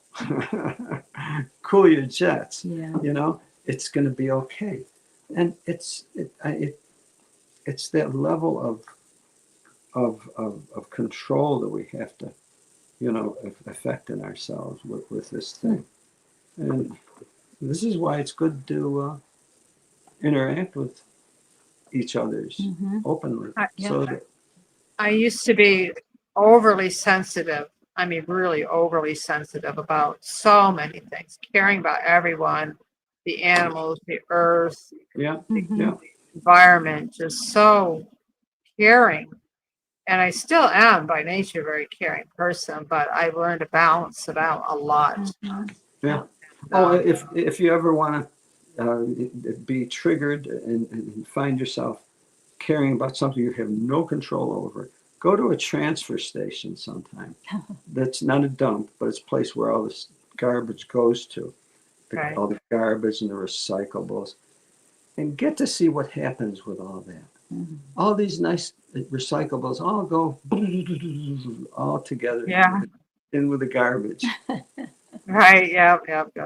And multiply that by so many thousands of places around the world. What are you going to do about it?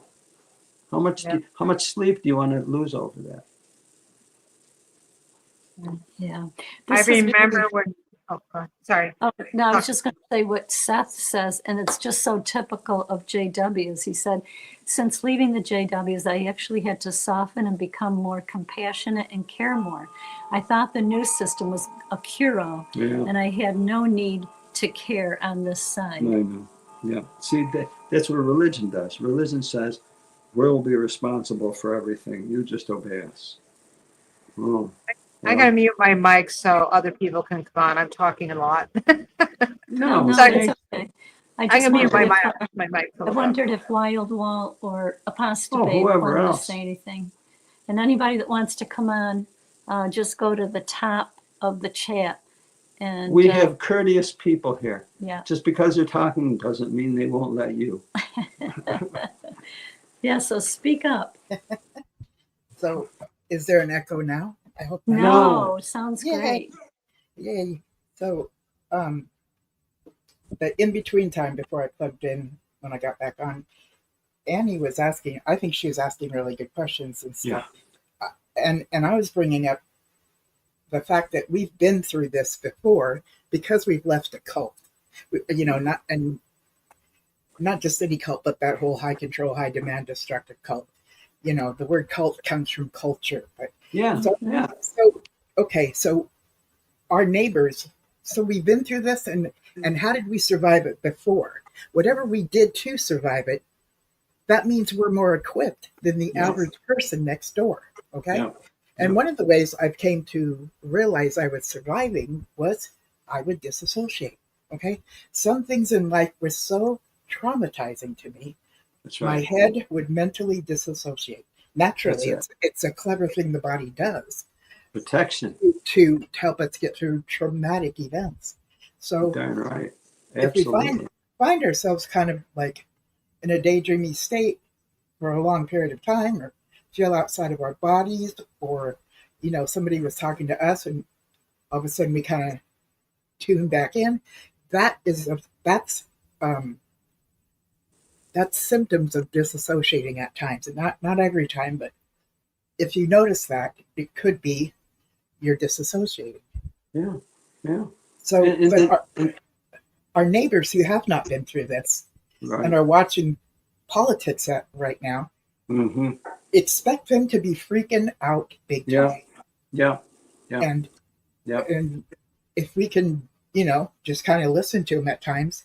Yes, we can't control all of this stuff, but to be heard in a time that you feel so vulnerable and have no control over what is traumatizing you is I think very helpful. Oh, what Linda, what you're pointing out is called being a neighbor, a loving neighbor. In other words, you notice the person going through a stress that they can't handle. Well, it's not my business. Well, maybe it is your business. if you're in a position to care for that, it's your neighbor. It's love of neighbor. And we've been through it. You're right. You're absolutely right. Anne Marie called me one day, and I was in one of those moods where I needed to vent. I'm telling you, I needed to vent. And I said, may I just really bitch about stuff and you not take it as though I'm bitching you out, but rather bitching about the things that are bothering me? Did she say, talk to the hand? I should have recorded it. I went on for a good 20 to 30 minutes. Boy, that was about good. Everything that I was like, and I was like animated and just, it felt so good to get it out. I wish I was there. It was great. So maybe we just need to do that. Maybe we just need to turn on our little recorders from our smartphones and bitch about it or journal about Well, it. you Or, notice the question we asked, just to remind you, what's the question that we asked? When we started, Yeah. Joe asked, "Are you here Are to you here to listen? listen? And then you said, Will you listen to each other?" no, no. oh, I'm Powerful sorry. stuff. I thought it was, I don't care. Yeah, that's the Well, theme. yeah, but That- see, that's that's the Oh, all theme. okay. part of That's it. the theme. See, Yeah. that's defined, Yeah. but that's part of the definition of Yeah. not caring. Right. It's not Okay. it's not a simple thing. I want to hear Sometimes- from Wildball. Wait. Oh, sorry. Go No, ahead. I just wanted Sorry, to Linda. end with sometimes I Please. can't afford to care, and it doesn't mean it's not care worthy. It's I have to take myself back Right, Amen. exactly. retrieve from the trauma and Amen. things that I'm watching, and literally distract myself with something I do have control over, Absolutely. That's right. my Absolutely. eyebrows. So I Yeah. can pluck my own eyebrows and give it a shape.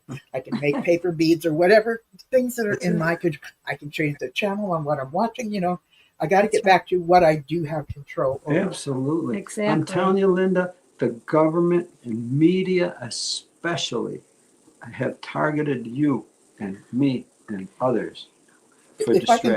go on for just another minute or two, Yeah. what is the purpose of traumatizing us? Control. Thank you. People are more easily controlled and directed when we're at a stage of, we're just Yeah. terrified. We Oh, yeah. do not think clearly. Yeah. They If got you.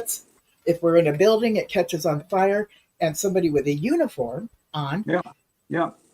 tells us this is the way out, we're going to follow them. Yeah. Because we believe they know because they're in uniform. So Yeah. they seem like a person of authority, right? Yeah. So we will follow their directions. That's Yeah. what they want us to be able to do, is my theory. So, and you were talking about being oppressed like dogs. I dare say that's exactly how they trained us, like dogs. And They if you did. think about the Pavlovian dogs, They Pavlovian dogs, the way they trained us. Look, that's Yes. going to be the most humbling thing to have to admit. We submitted as dogs. Mm-hmm. We submitted as dogs until we said no more, all over. It's done. And that's why I'm glad to be here with others. And there's something else called learned helplessness, where Yeah. when a dog tried to escape a situation when they were being electrocuted, they couldn't. And so they finally got to a place where they sat down because they knew they could not escape. That's it. learned helplessness. We went That's through right. that too. Yeah. All righty, Break I'll free. shut up now. No, thank you. Break free or die trying. Thank you, Linda. Thank you, Linda. Appreciate your comments, everyone. Thank you. What's on your mind, Wall? Where's Wild? Right there with the sunglasses.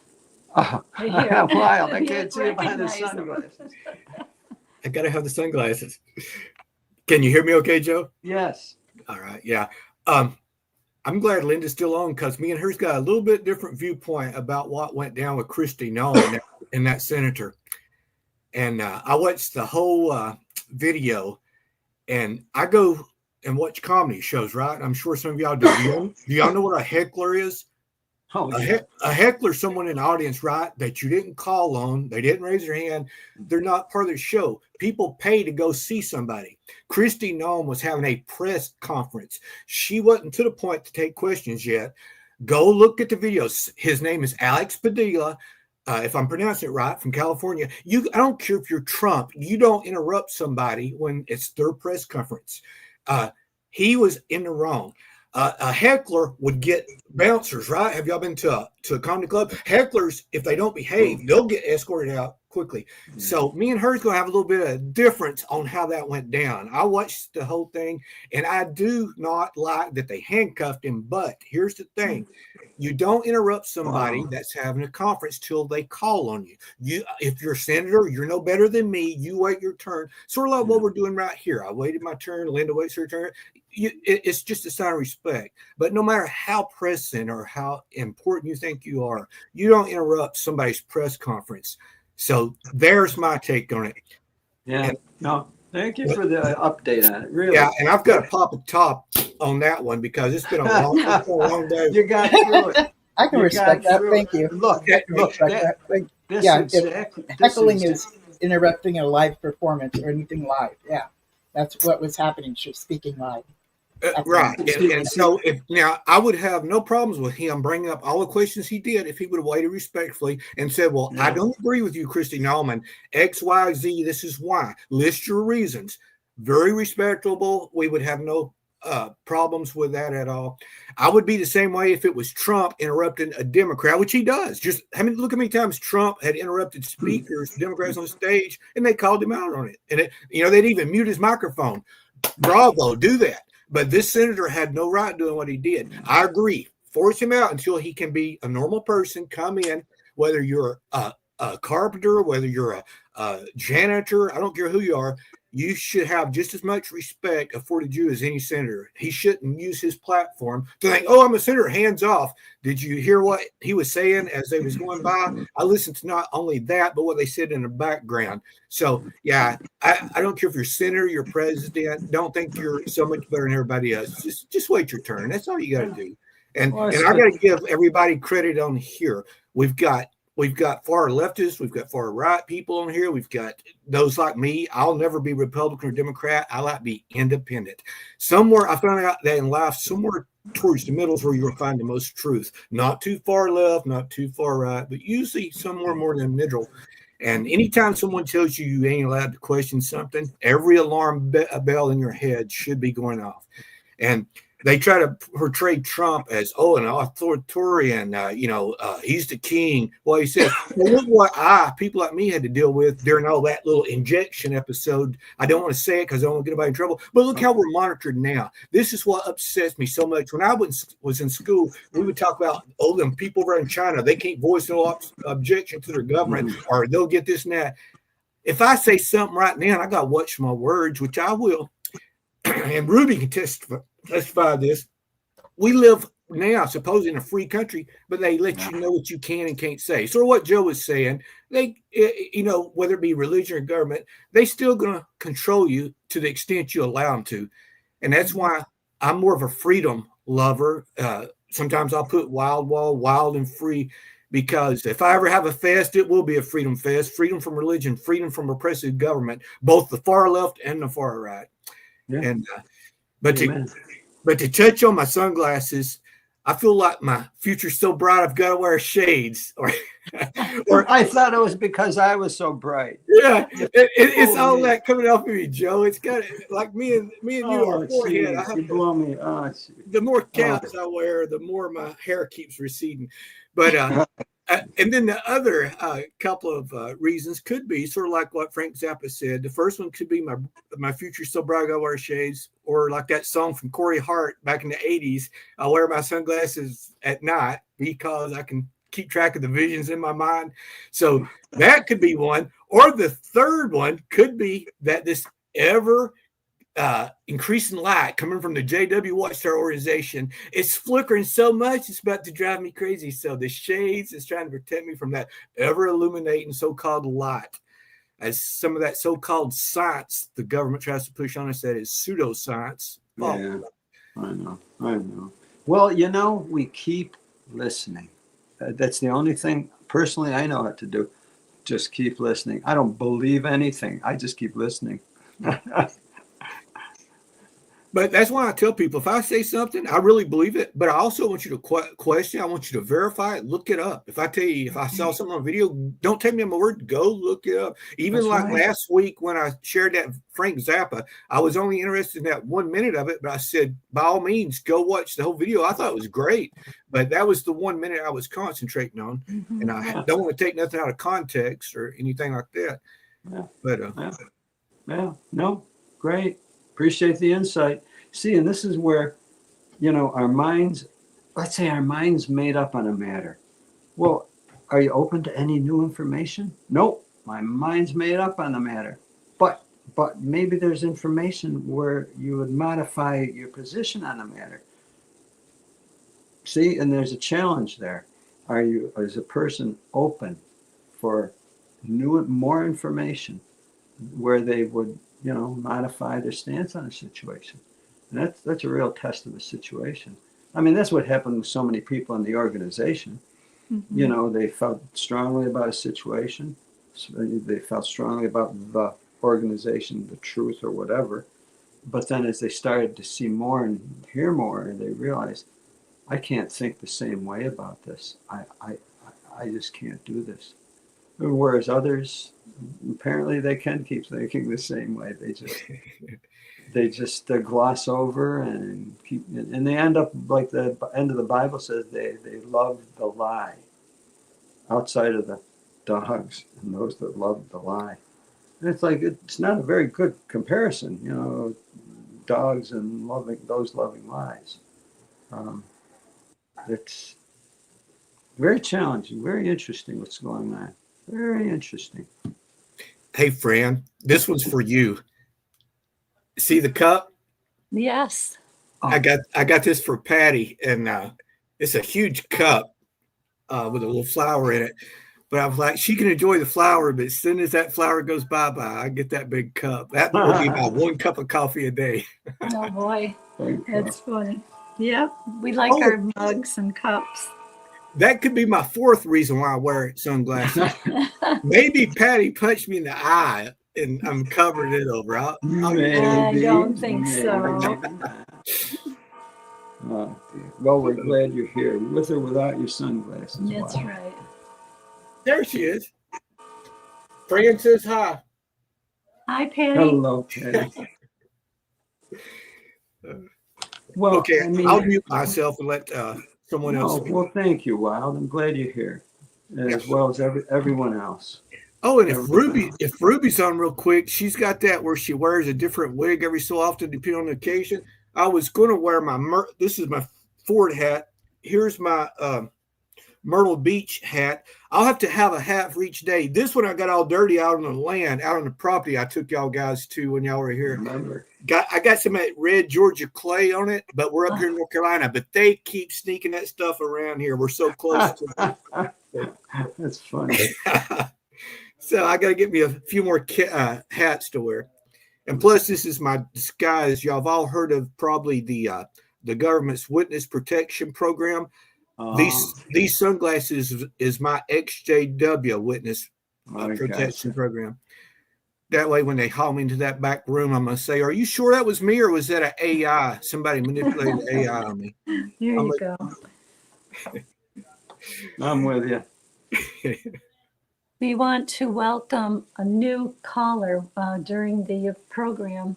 Someone saw our video on Justin, and he called from New Jersey. And we want to welcome Joe. His name is Joe, too. So he's listening. And we just want to say hi. Yeah. And we'll hear your story sometime, too. Yeah. Hi, Joe. I'm glad you called in.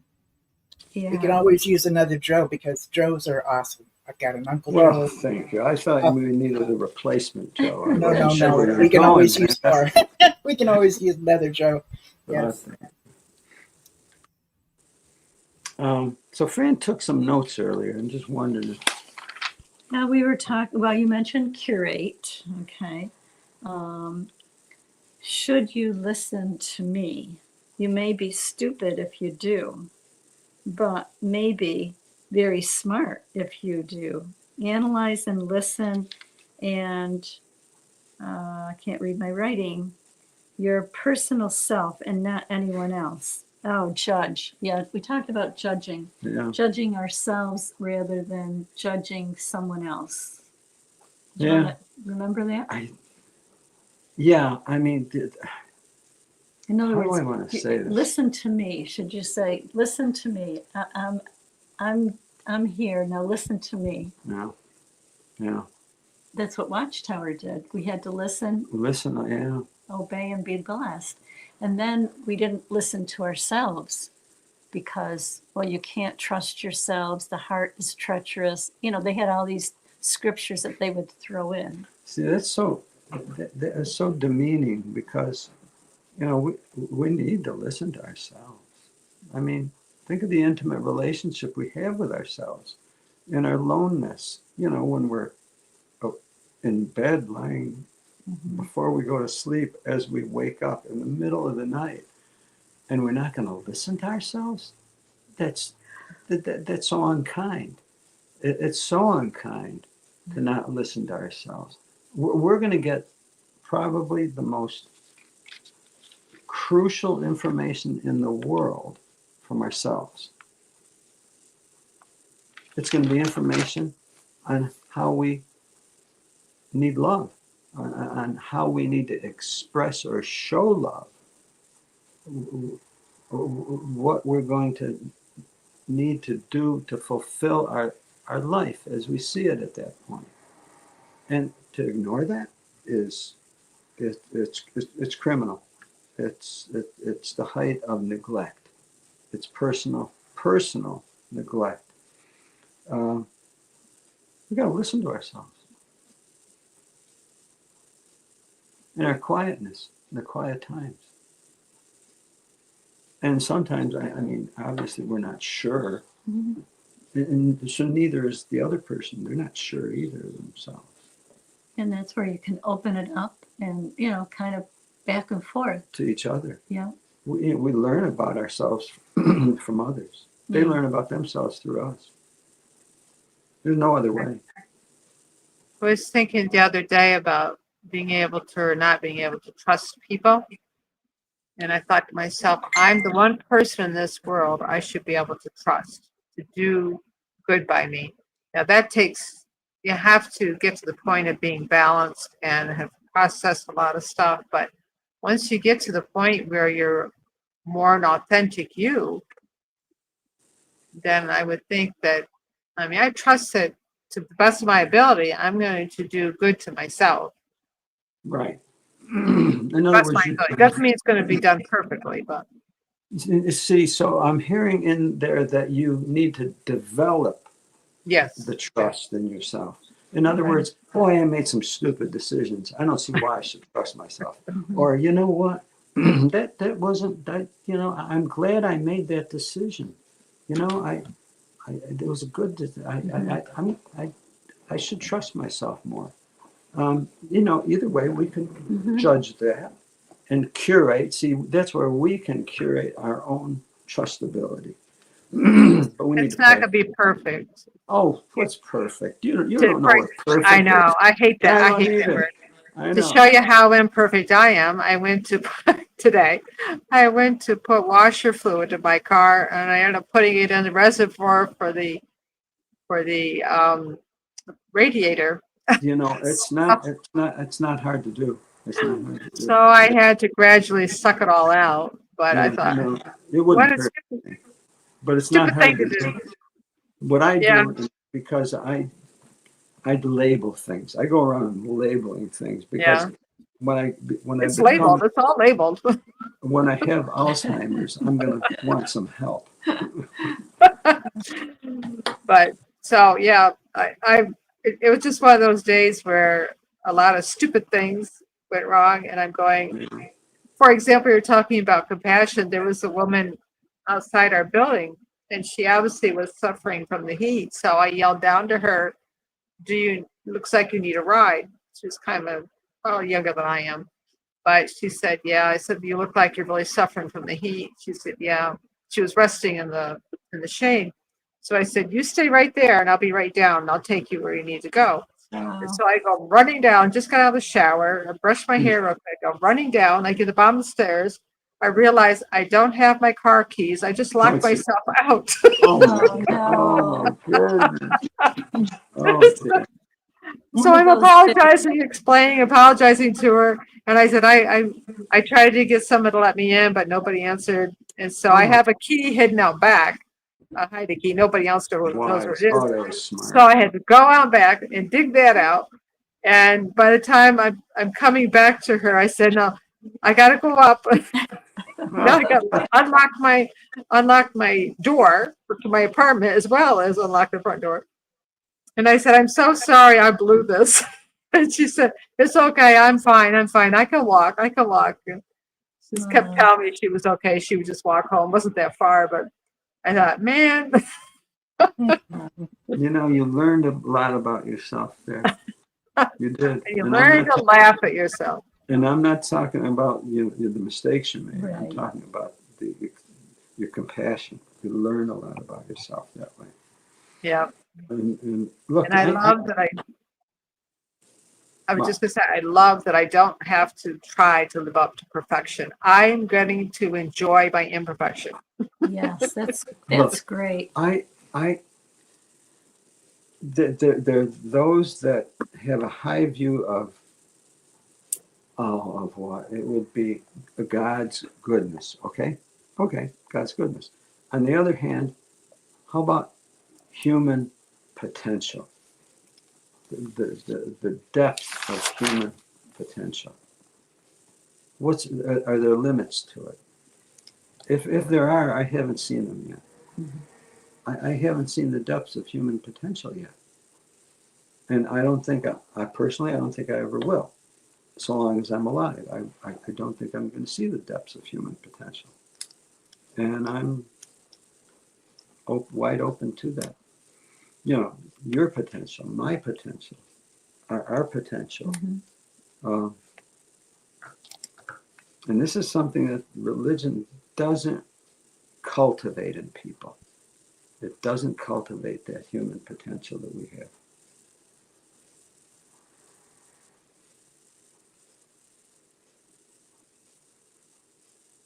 So we get to cultivate it ourselves.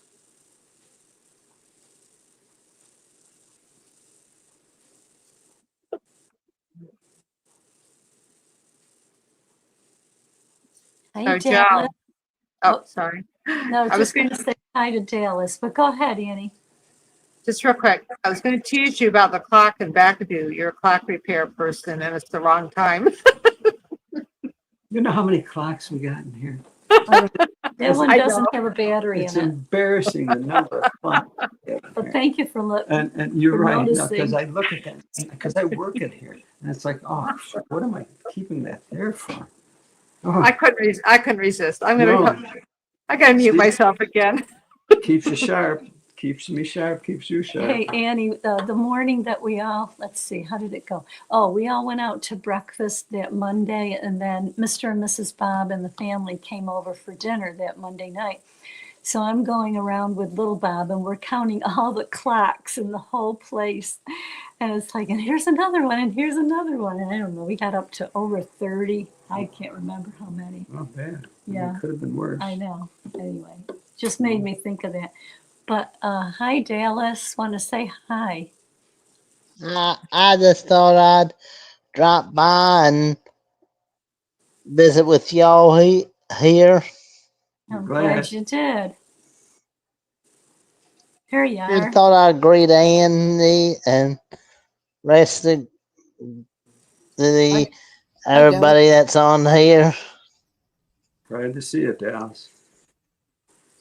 Everybody was so glad to see you last week for the first time, because we always see you in the live chat. And they said, oh, we got to see Dallas. He had just tried to get on so many times. I know. And It's now great. I don't know what happened, but it's working now, and it's super awesome. When he finally got on the screen and we could hear him and see him, that was just phenomenal. It was because I had to fix some things, readjust and fix some things. That's all it was. Yeah. You know, and it's that way. I mean, I can't tell you the difficulty that we had at first. Mm-hmm. You know, just, you know, it's something new, you know, and it's like, oh my goodness, don't touch it, you know. But then people helped, and someone's helping with this right here. That's now. right. We couldn't do it if it weren't for Shauna, Ruby, all the moderators. We appreciate that. I regret, I worry about how dependent we are on this technology, because we do not support, we do not manage it. Mm-mm. We are simply using it. Yeah. And someone else is controlling it. And you don't ever want to forget that. We're totally dependent on it at this point. So it's good, if possible, to develop an alternate community, an alternate connection for community. You know, your neighbors, phone conversations, meetups, meeting each other. I'm telling you, this thing can go down and you're going to feel like you're in the dark. Let's see, Dallas Sparky said he looks forward to meeting you. You're not too far from each other. Yeah, meetups are really helpful.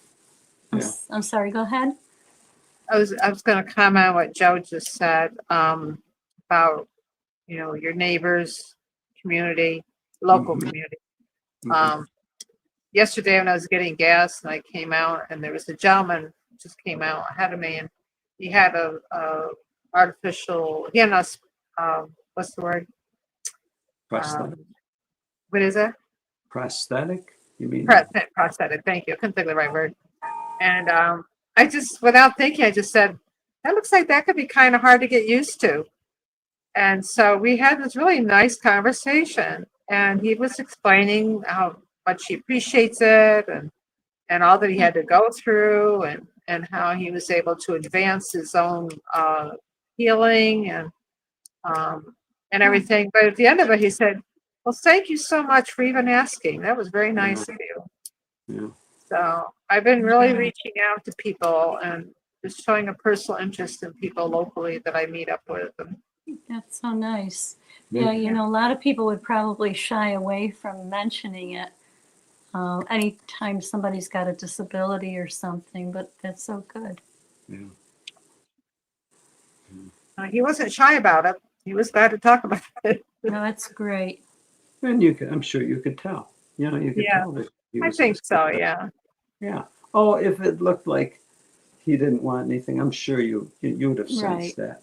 No, and you took advantage of the opportunity. I mean, I'm glad that we can do that. We do that with others. Oh yeah.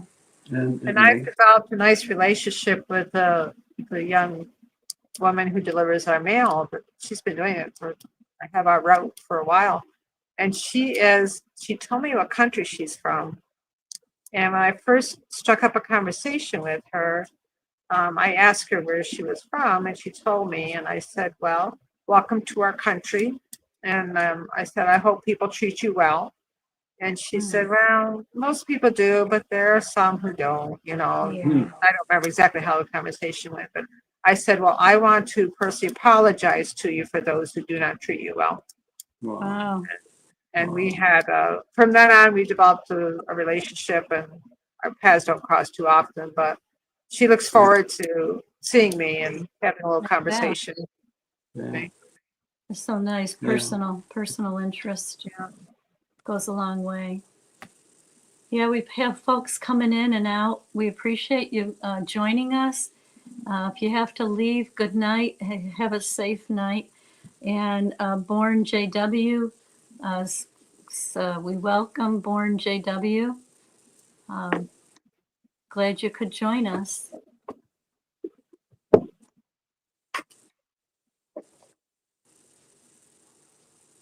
I just wanted to mention something because of what Wild Wall had mentioned earlier. There was an evening that Wild Wall had been brought up that he said something and it might have affected Ruby's channel, and it really upset him. And because of freedom of speech that he was talking about earlier on the show, and I didn't blame him for being upset. And the freedom of speech is supposed to be more about the government can't give us a hard time, and it's not absolute, but if a private company, and you're in a situation that a private company owns, and they have like standards or regulations and stuff, that would come under a different category. Like there's actually different things you can't do on social media, which YouTube is a social media platform. So there might be things that we can't do other places under, like if I'm on the job, you know, I might not be able to speak the things I really want to say or whatever. But, you know, the situation that we were talking in, or he was talking on before when he was on Ruby's show, was just casual talking. But I think it fell under, and I don't know for sure, but there's a category where social media has for misinformation. Okay, who decides what's misinformation? Not us, you know. That I'm not saying right. So I know there was fact checkers, and now there's something else. And to me, it was like I knew it hit him hard, and he took a break. I truly missed him. I was really bummed, but I mean, it upset him very much. And so, different. If you're under different, like if we're dwelling in different people's homes, and they say you can't do this at my house, or we go someplace else, and we can do that at their house. So it's different than the government. Freedom of speech is supposed to be something like the government has to do straight directly with government. So there's a difference there that I just wanted to bring up. Yeah. So in other words, and this is kind of, so the government, how does that go? They grant us? So I have an article that I can just send to Fran, and maybe you could pass it on to Wild Wall. It's called Free Speech on Social Media, the Complete Guide. And so, you know, under different things, you know, like you should not do hate speech or harassment or these different highlighted things, and obscenity, or, you know. But on YouTube, some people, they are okay on their channel if some people cuss. Some are not okay. You know, can YouTube fine us for that? I don't know. I don't know for sure yet. You know, I haven't seen that happen. But if it became a thing that you can't, you know, cuss, then we would end up getting consequences. Yeah, well, I think they can ban, they can ban the channels and things like that. Get a strike. Strikes and but they're always pushing the limits too. And I know what they're doing with some things where, let's say someone comes out with information on a subject, and if they don't like what you're saying, underneath it, they'll put a correction. They'll state the accurate information, because you're not putting forth accurate information. In other words, they're trying to correct you. Right. They'll do that. So, you know, you may have freedom to give your slant on the matter, but they're going to come in with the voice and correct it. So that's interesting. So it's really not our platform. it's their platform. Right. When we do get together like this, it feels very kitchen table like, or back patio with, you know, with the fire going, you know. So we get very casual, and it's like we're just hanging out. It's and he let me. Well, I don't know if he let me. I just straight up said I stole what he said, which is calling what we do here a cyber meetup. So my show on Saturday nights, every single Saturday, I'm like, come join us for our cyber meetup. I got that directly from him, and I love it. You know? Cyber meetups, Yeah, it's a great idea. So I wish we could join you. Oh yeah, it's really late though. Yeah, I know. So I sent that to you, and if he wants to look at it, I don't know if you can send it to him, but Oh, okay. Yep, I'll send it. Thank you. Okay. There it is. Yep, got it. So here's a question. Well, as you've been observing what's taking place with the Watchtower organization and the people remaining in it, and as well as the ones coming out, do you sense any kind of developments in how that's taking place? In other words, is it the same as it always was, people coming out, or is it any more so? Is there more urgency? Is there People leaving the organization? Yeah, Yes. yeah, or even the ones who are staying in, you know, because I think it's a different level from when Annie and I, back in the day, Annie and I, like, there was no social media. Mm-hmm. I got to meet Randall Waters through Cynthia Hampton, and he had a newsletter that came out about every 3 months. That was about it. So the healing process for me, I see as it went much slower than it can be today. Yeah. Today, the things that are showing up through ex-members, but also other areas of, we get to hear stories from other people that left cults that are maybe teach something different, but it's the same characteristics and techniques and tactics that are used to get them to believe it. So it's like we're cousins or something, so we're learning, we can learn from that area too. Yeah. Did anyone see Beth's channel, Bethany, about Stop the Shunning? She interviewed this ExJW John, who had been PMO for 30 years. And he finally came out. He says, I'm going public. The reason why I was PMO, I have 4 children, just like us, but 2 of them were out and 2 of them were in. And he was hoping by being PMO that, he could, have a relationship with him. Well, it wasn't happening. And so finally he remarried. So his wife is very supportive. She was never a JW. And they are on that Stop the Shunning, what's it called? Activism. And really, really helpful. He brought out some really good points. If anybody goes to that, that's on Beth's channel, Stop the Shunning. Yeah, hers is called Stop the Shunning.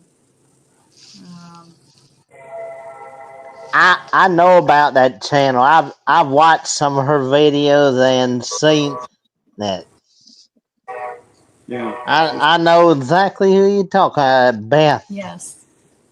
Yep, really here helpful. it is. It says, former JW elder and wife speak out against mandated shunning.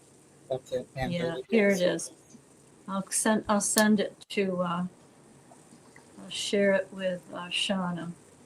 We can put that in the chat because it was an excellent video.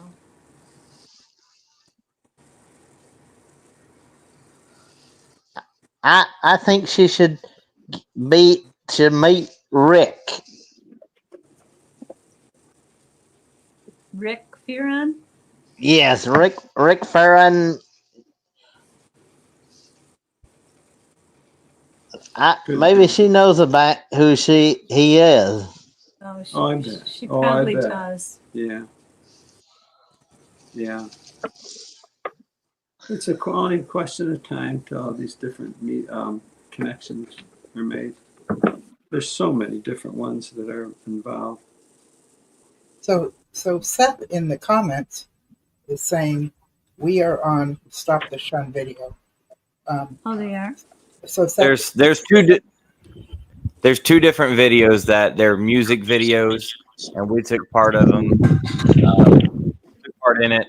It was a lot of fun. We got to be on one of the Stop the Shun music videos. I don't know if it's the same group you're talking about, but it was a lot of fun. And there was one called Be Free. If I find the links, I'll share it with you, and you can give it a look. It's cool. Yeah, please too. That's awesome. That's very awesome. Thank you. Do you want to play part of that video? Shauna was wondering. Oh, yeah. Yeah, does anyone want to see that video? A part of it. Yeah. Yes, please. Absolutely.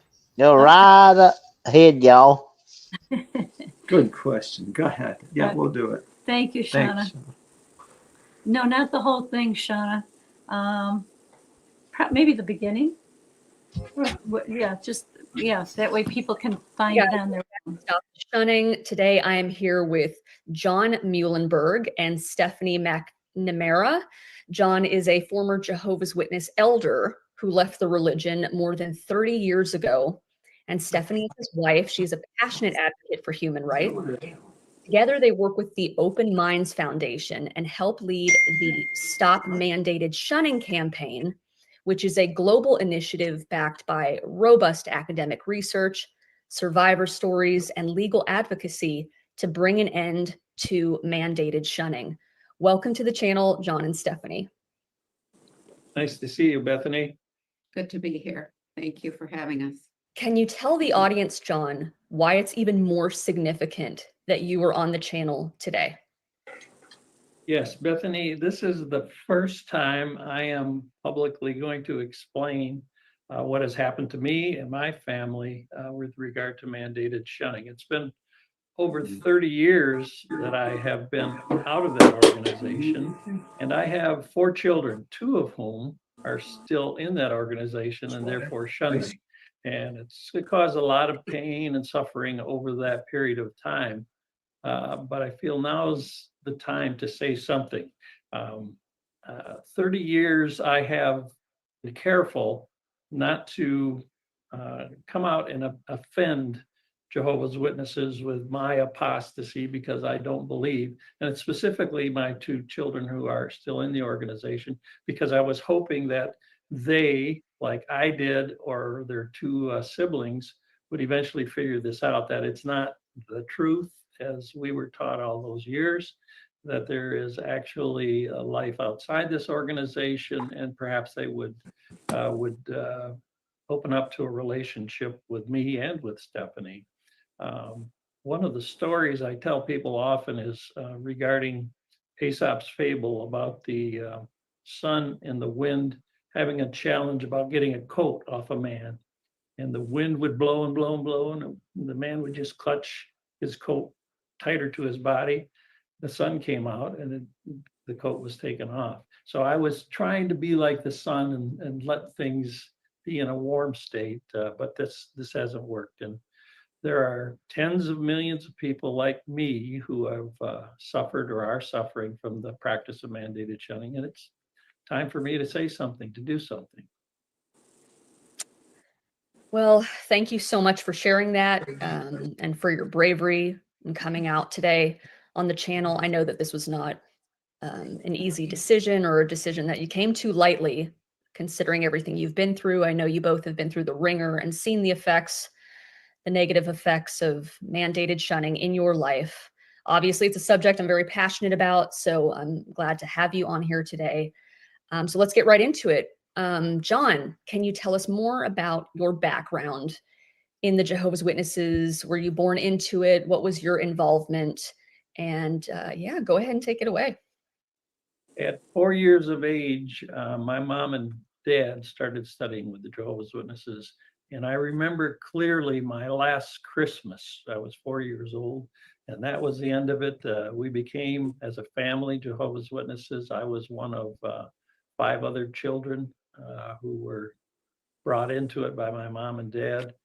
By the time I was 8, I was given talks in the Kingdom Hall. At age 12, I thought it was appropriate for me to dedicate my life in baptism, which sounds really ridiculous when you say it out loud as an adult. And after baptism, I progressed. I was always a very good and attentive Jehovah's Witness, practicing all the rules and doing what I could in the preaching work, things like that. At 18, I became a full-time pioneer. The elder arrangement came into effect in the early 70s, and I think I was 21 and made an elder in the congregation. I was a traveling speaker. I had servant positions. I even spoke one time at a circuit assembly, as they call them, to a crowd of over 50,000 people. So I carried a fair bit of responsibility as an elder, and I saw a lot of what the inner workings of the organization were. Yeah. And so did you really internalize the teachings of the Jehovah's Witnesses? Did you really in your gut and heart believe that it was the truth? Or did you ever have some sort of inkling or doubts as you were growing up in this? Bethany, that's a very good question. I would say, and I've told people this, I was a 98% believer. I always had a little bit of cognitive dissonance even as a young man. One of the things while going to school, I really enjoyed science, and I was always very curious. And eventually, But she came in on my late. early 20s, contra what the Watchtower Bible and Tract Society would have you do, I started reading things that weren't published by the society.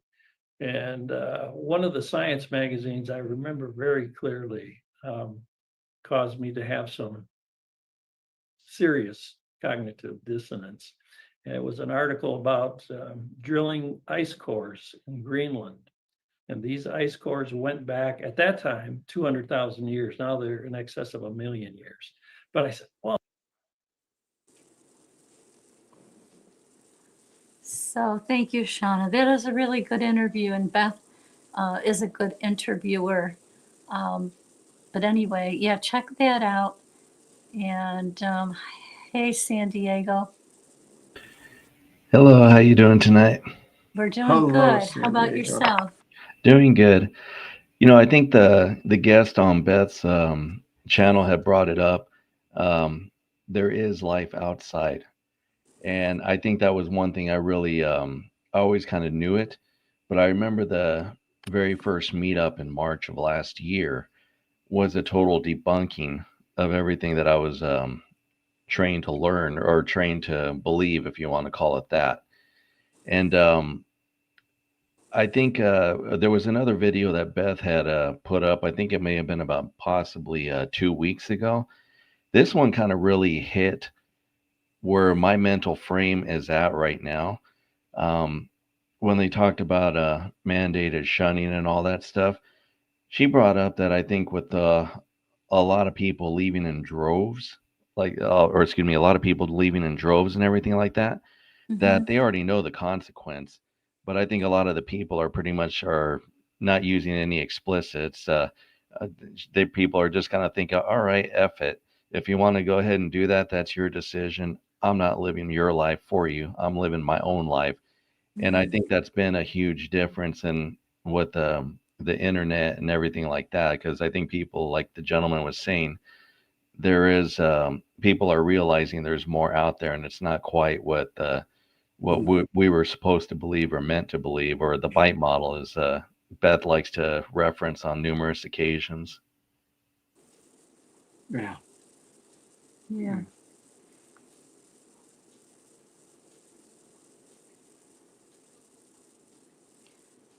So he was 4 years old when his parents started to study, and he remembers his last Christmas. And when Joe and I started to study, our son was 5. Yeah, 5. And you wonder what's going through their minds. It's like, oh, mom and pop got this new thing. Yeah. Now we're not going to, have Christmas anymore. And we never looked at it that way. We thought it was a good thing we were doing, but we never really, wondered how the children felt about that. I don't know if any of you came in as young children, if you remember that.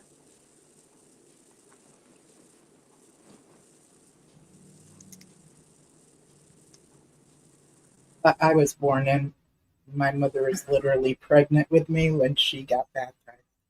I can't even imagine what that would be like. Like he mentioned that he remembers his last Christmas. And I've heard other people say this too. And it just sounds so heartbreaking to me that you got to experience that and then it was just taken away. How do you make sense of that? It's bizarre. But yeah, you get indoctrinated, Mm-hmm. Yeah. Yeah. I was just going to comment on that, possibly. I probably was about the same age when my parents started. And I don't remember ever celebrating Christmas. And because I have absolutely no emotional tie to it at all. It doesn't have any appeal to me. I kind of was really turned off even without the religion because of the commercial element of it. But yeah, I'm sure it's very different if you're accustomed to celebrating it and then you have to stop as a child, because obviously kids love it. Mm-hmm. But when you're born in, and like I said, I don't remember ever celebrating it. So I'm pretty numb when it comes to Christmas. Yeah. Yeah, that makes me too. I never knew what a white elephant was until like about 2 or 3 years ago. And when I heard about that, I was kind of like, oh my goodness. It's like I've heard I've of gone pink through the same elephants, but thing. not a white one. What's a white elephant? What does that have to do with Christmas? I know. Maybe you can explain it to me. Yeah, there you go. Yeah, now I know what it is.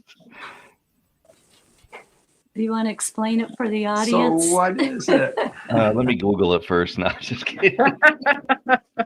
Yeah, I think the white elephant, if it's the one that I'm thinking of, it's basically almost like a form of like number drawing or name drawing.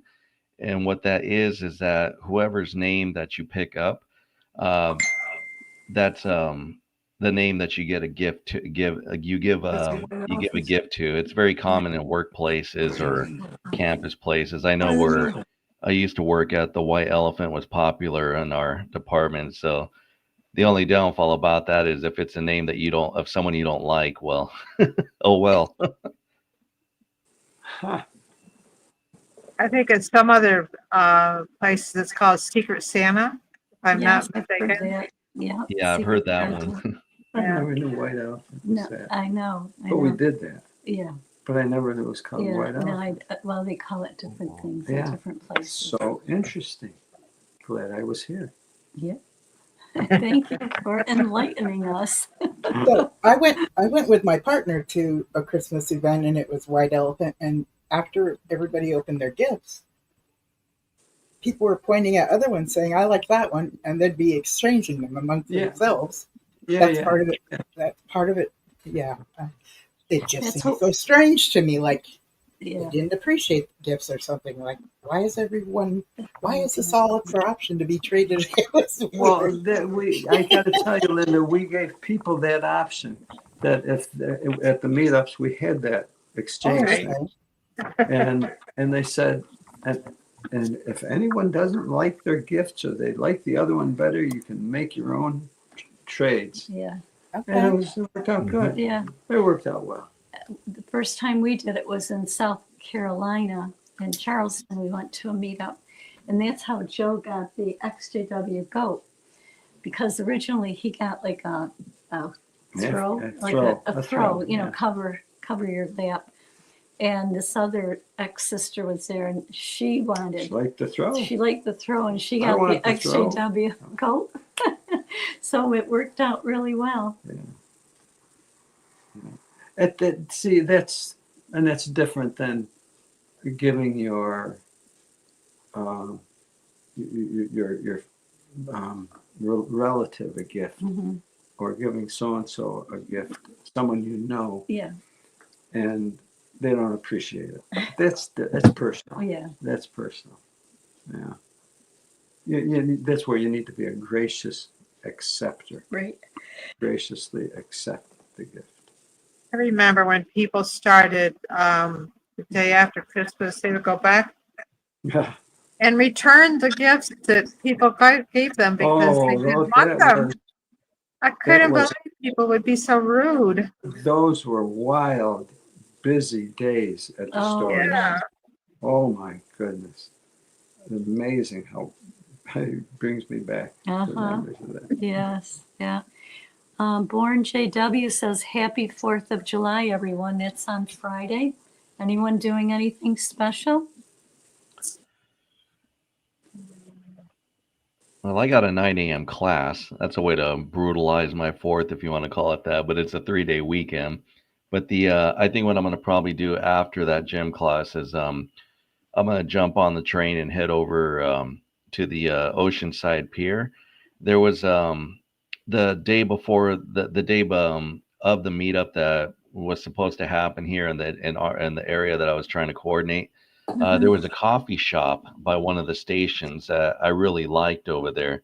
So I'm going to probably go back over there, just get a cup of coffee and then have something to eat over there, and then just kind of enjoy the pier.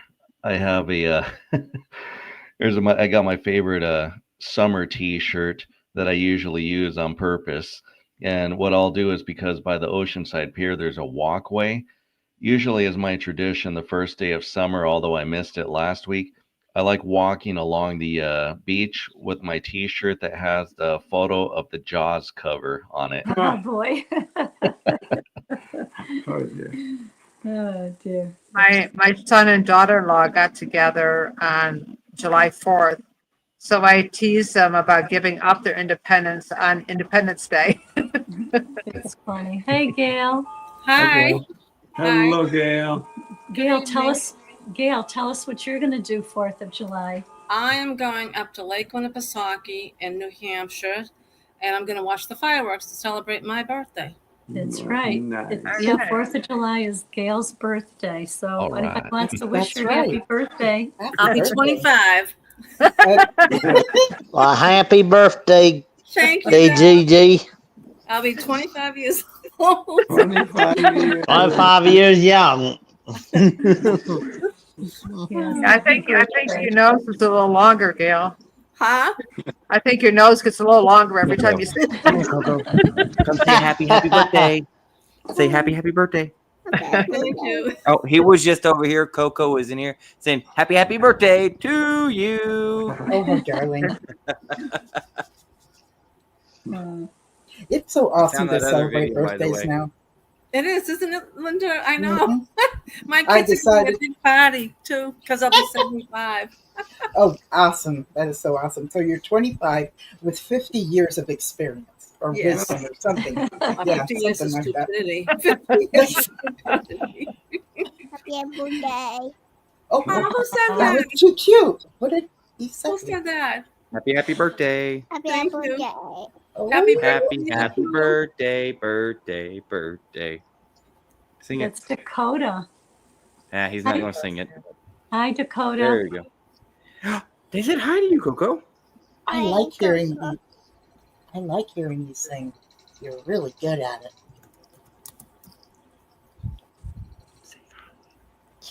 No, you say hi. Yeah, hi, Hi. You say boy. boy. Yeah, boy. Say we love you, friends. I love friends. Love you, too. You too, Dakota.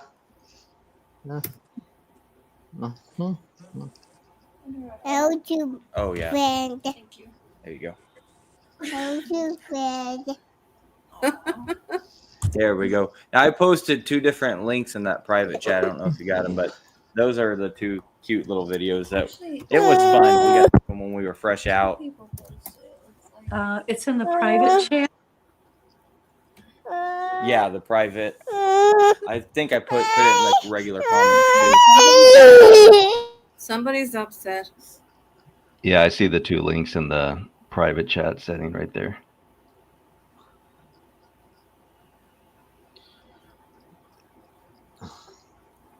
All right, everybody's quiet. I'm glad we had a chance to get together tonight. Private chat in the StreamYard. Okay. Yeah, on the StreamYard. I'm sorry. That's okay. San Diego, who are you tonight? Who's that guy you have on Oh, your- that's on my Aviator. That's singer Johnny Burnett. Two Oh, of his famous songs are "Dreamin'," "I'll Keep on Dreamin'," and one of them, of course, it might have been a little bit more fitting for the day when laws were different. But he has another song called "You're 16, You're Beautiful, and You're Mine." Oh, I remember that song. Is he a Yeah. 60s singer? Yes. 60s? Mhm. Yeah, I think in Tennessee in those years, the age minimum for marriage was 16 at that time.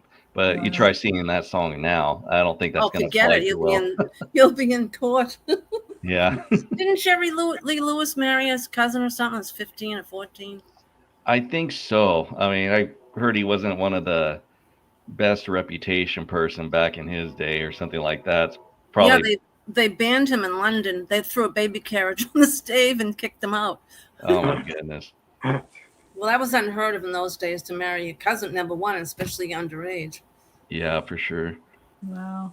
Well, I remember the movie Walk the Line with Joaquin Phoenix, but I almost got the impression that because Jerry Lewis was one of the characters that was cruising around with Orbison and the Tennessee Three and all that, but I almost kind of got the impression that Jerry Lewis may not have been one of the most liked singers with the rest of the singers. I kind of got the impression that a lot of people didn't really like him, but who knows? It is a Hollywood movie, though. So I did like that movie. Joaquin was really good in that, playing Johnny Cash.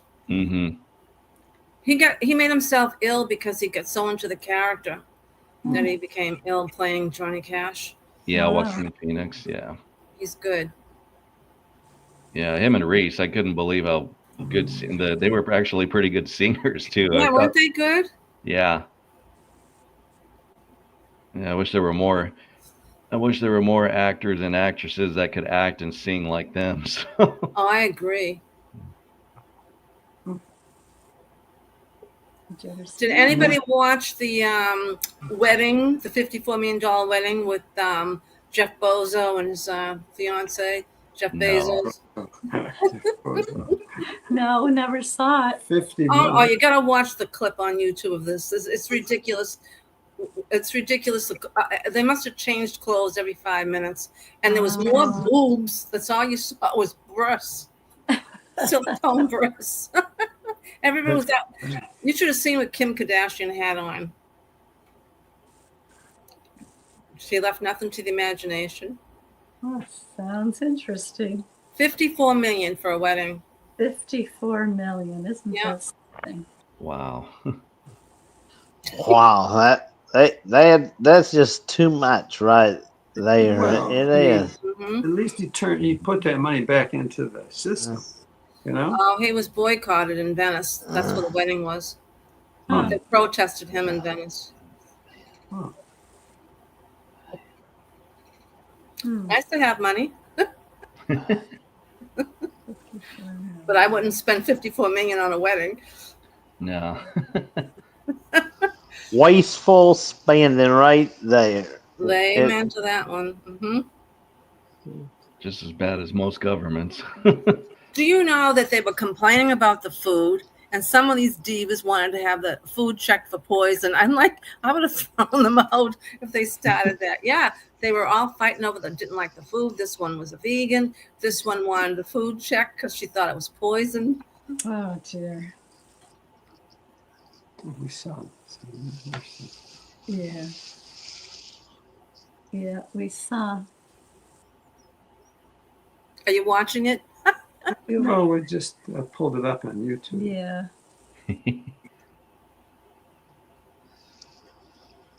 Where were they? Was it in Venice? Venice, Italy, yes. Oh, in Venice. Yeah, we were there. Never been there. He's not young, is he? How old is he? I don't know. They had a lot of plastic surgery. They were saying, I have no idea. I know this is a second marriage. Right. I don't know how old he is. Hi, Debbie Moore. Good to see you. Hello, Debbie. Where's Yes, Debbie? nice to see Debbie. She's in the Oh, chat. hi, Debbie. I got your card, Debbie. Thank you. I don't know if she could hear me. Yeah, I agree with Debbie. Even if I was filthy rich, I wouldn't waste it like that. Yeah, I'm 100% on board with that. On what? What did you say?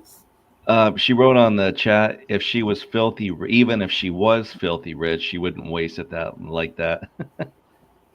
Well, the money got spread around to a lot of people, I bet. That's the one good thing. Mm-hmm. You know, if Oh, rich people... I'm sorry, my good wife said he was 61. Yep. 61. Yeah, if rich people, I mean, if they there's a responsibility that they have, and that is to spend their money freely, to put it back into the economy, back to the little people. Oh, she's 55. Wow, she looks younger than that. Well, with all her money. Wow. Yeah, Ruby's bringing up a good point on it too about that it's marriage not being sacred, so now it's a display. Which, yeah, trying to get it's almost kind of like what they would say clickbait here on YouTube. They put something on there just to get the views and everything like that. Yeah.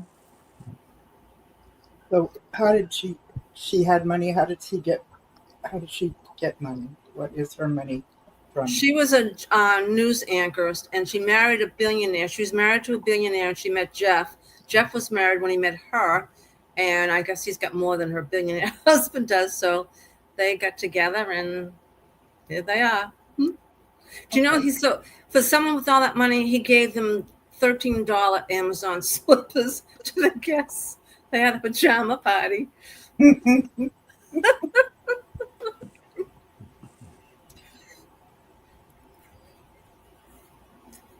I don't know. Being without a car, Amazon has become my friend, and I know there's some controversy with it, but it has really saved me, especially through that time 5 years ago. Well, they have everything you can imagine. Yeah. Amazon rocks. As soon as I get my Social Security check, I'm on Amazon. I buy everything from there, like everything.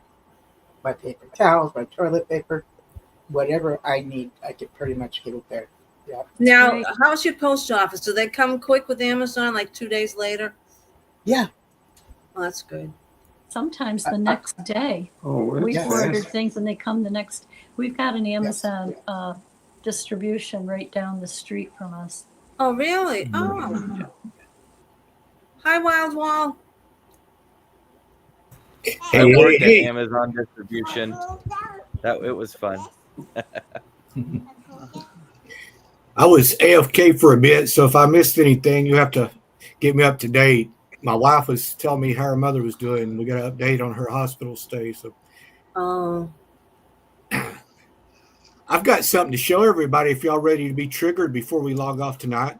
Who wants to X-rated? I wanted to let you know that I sent the article to Fran to send to you, Wild.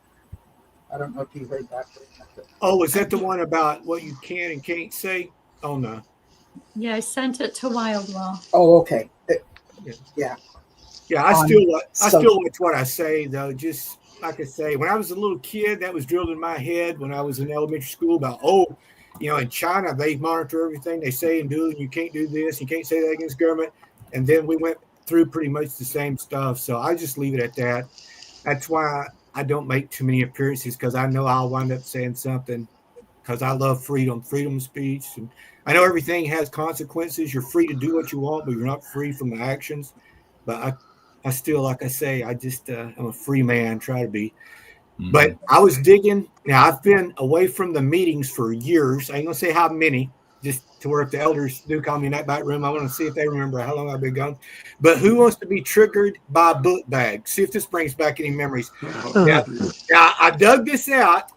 It's been covered away for years, so there's dust and dirt and stuff. But look at this. I want to see how many of y'all remember a. That's kind of spiffy, though. That's pretty cool. Do you have books in there? If you think I'm joking, tell you how long it's been in storage. I don't know if the camera will pick it up, but there's cobwebs, there's dust. And I could clean this up, and it still looked like a new book bag. And it was nice. It was used a lot. But it's been packed away for so very long. But I know a lot of you brothers had one very similar, because there was a brother, I think, out in California that sold them or that put them out. And here's you something, a blast from the past. What is it? Oh yeah. What is it? That's the new speech council book, or for talks. It was back then, Faded. That was one of my last books I got. 2001, but remember being graded on everything, which you can tell I wasn't graded real good on speech quality. And it didn't bother me a bit. Yeah, I think they had just went to that specific book because I remember back in the early 80s that they had a like a 5x7 like car that it would be like a G for good and I for improved. And they never Oh, yeah, they yeah, never had yeah. an On the F. They just school, right? yeah, Wasn't that the they just school? Yeah. yep, an N for needs improvement or something like that. Yeah. But anyhow, I'm kind of looking forward because I got word from I got a lot of family that's still in. I got word that one of the elders been snooping around. So one of them actually said something about I know better or something like I'm scared. So I'm just trying to force a confrontation. So they may recognize me and they may not. But please, I wish you to watch this video or share it with the elders from my congregation. I do want them to see this. If you're one from my congregation that has worded something to them, I'm ready. Anytime I will make that meeting. I'm not hiding. Please send me in my mailbox. I want it written down. I don't want a phone call. Send me the thing, and I will attend that meeting. As you can tell, I've been looking through all my old stuff. So I'm ready for that meeting. I think that comment is something a lot of us have heard, and I think that statement, "You know better," is so condescending. Oh yeah, I do too. I agree, right there. As soon as I heard that, I wanted to know I know better. Call me in for that meeting. Yeah. Hey, Yeah. Linda, do you remember seeing that video that the society put out years ago? Jehovah's Witnesses, the organization behind the name. Oh, yeah. If they call me in, I'll show everybody a part of the organization that they didn't get to see in that video. Oh, really? Wow. Yeah, if you ever get a chance, watch that video. I remember being a youngster and I loved that video because I was so fascinated with all the machinery and all the donations that keep the worldwide work going. Yeah. I'll show people a part of the organization that they conveniently left out of that video that people don't get to know about it. I wish I would have known ahead of time. It was like a think, PBS documentary kind of thing. Yes. I think Shauna is on, and Ruby's got the movie for tonight, The Fog. Yes, hello everybody. Just want to let you guys know at 10 o'clock after this show is over, we're going to head over to Discord and watch The Fog from 2005.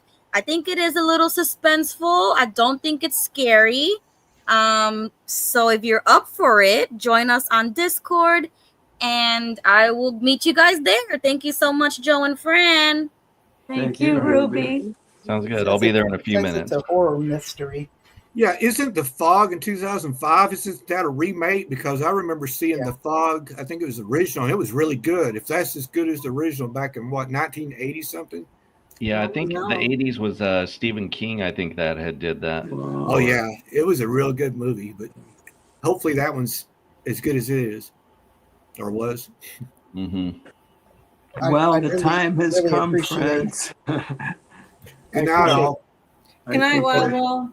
Good night, Gail. Night, Wild. You have a good Night, one. Bye. So glad we all were here. Yeah. Good. Happy 4th, everybody. Yeah. Happy 4th, y'all. Happy birthday. Stay to you. safe. Everybody stay safe, whatever you're doing. Yeah, be safe. It's not your driving, it's the other driver you got to watch out for. So That's right. Yeah. Right on. Oh, And crowd, Faith. too. Who knows what they have planned for the 4th? So we want to finish with a couple questions. We want to finish with a couple questions. Okay. Okay. Have you listened to each other? Will you now listen to yourself And keep living your life with love? Good night, Have a great everyone. week, everybody. Night. Good night. Good night. Love you. Love you too. Bye. Bye, everybody. You too.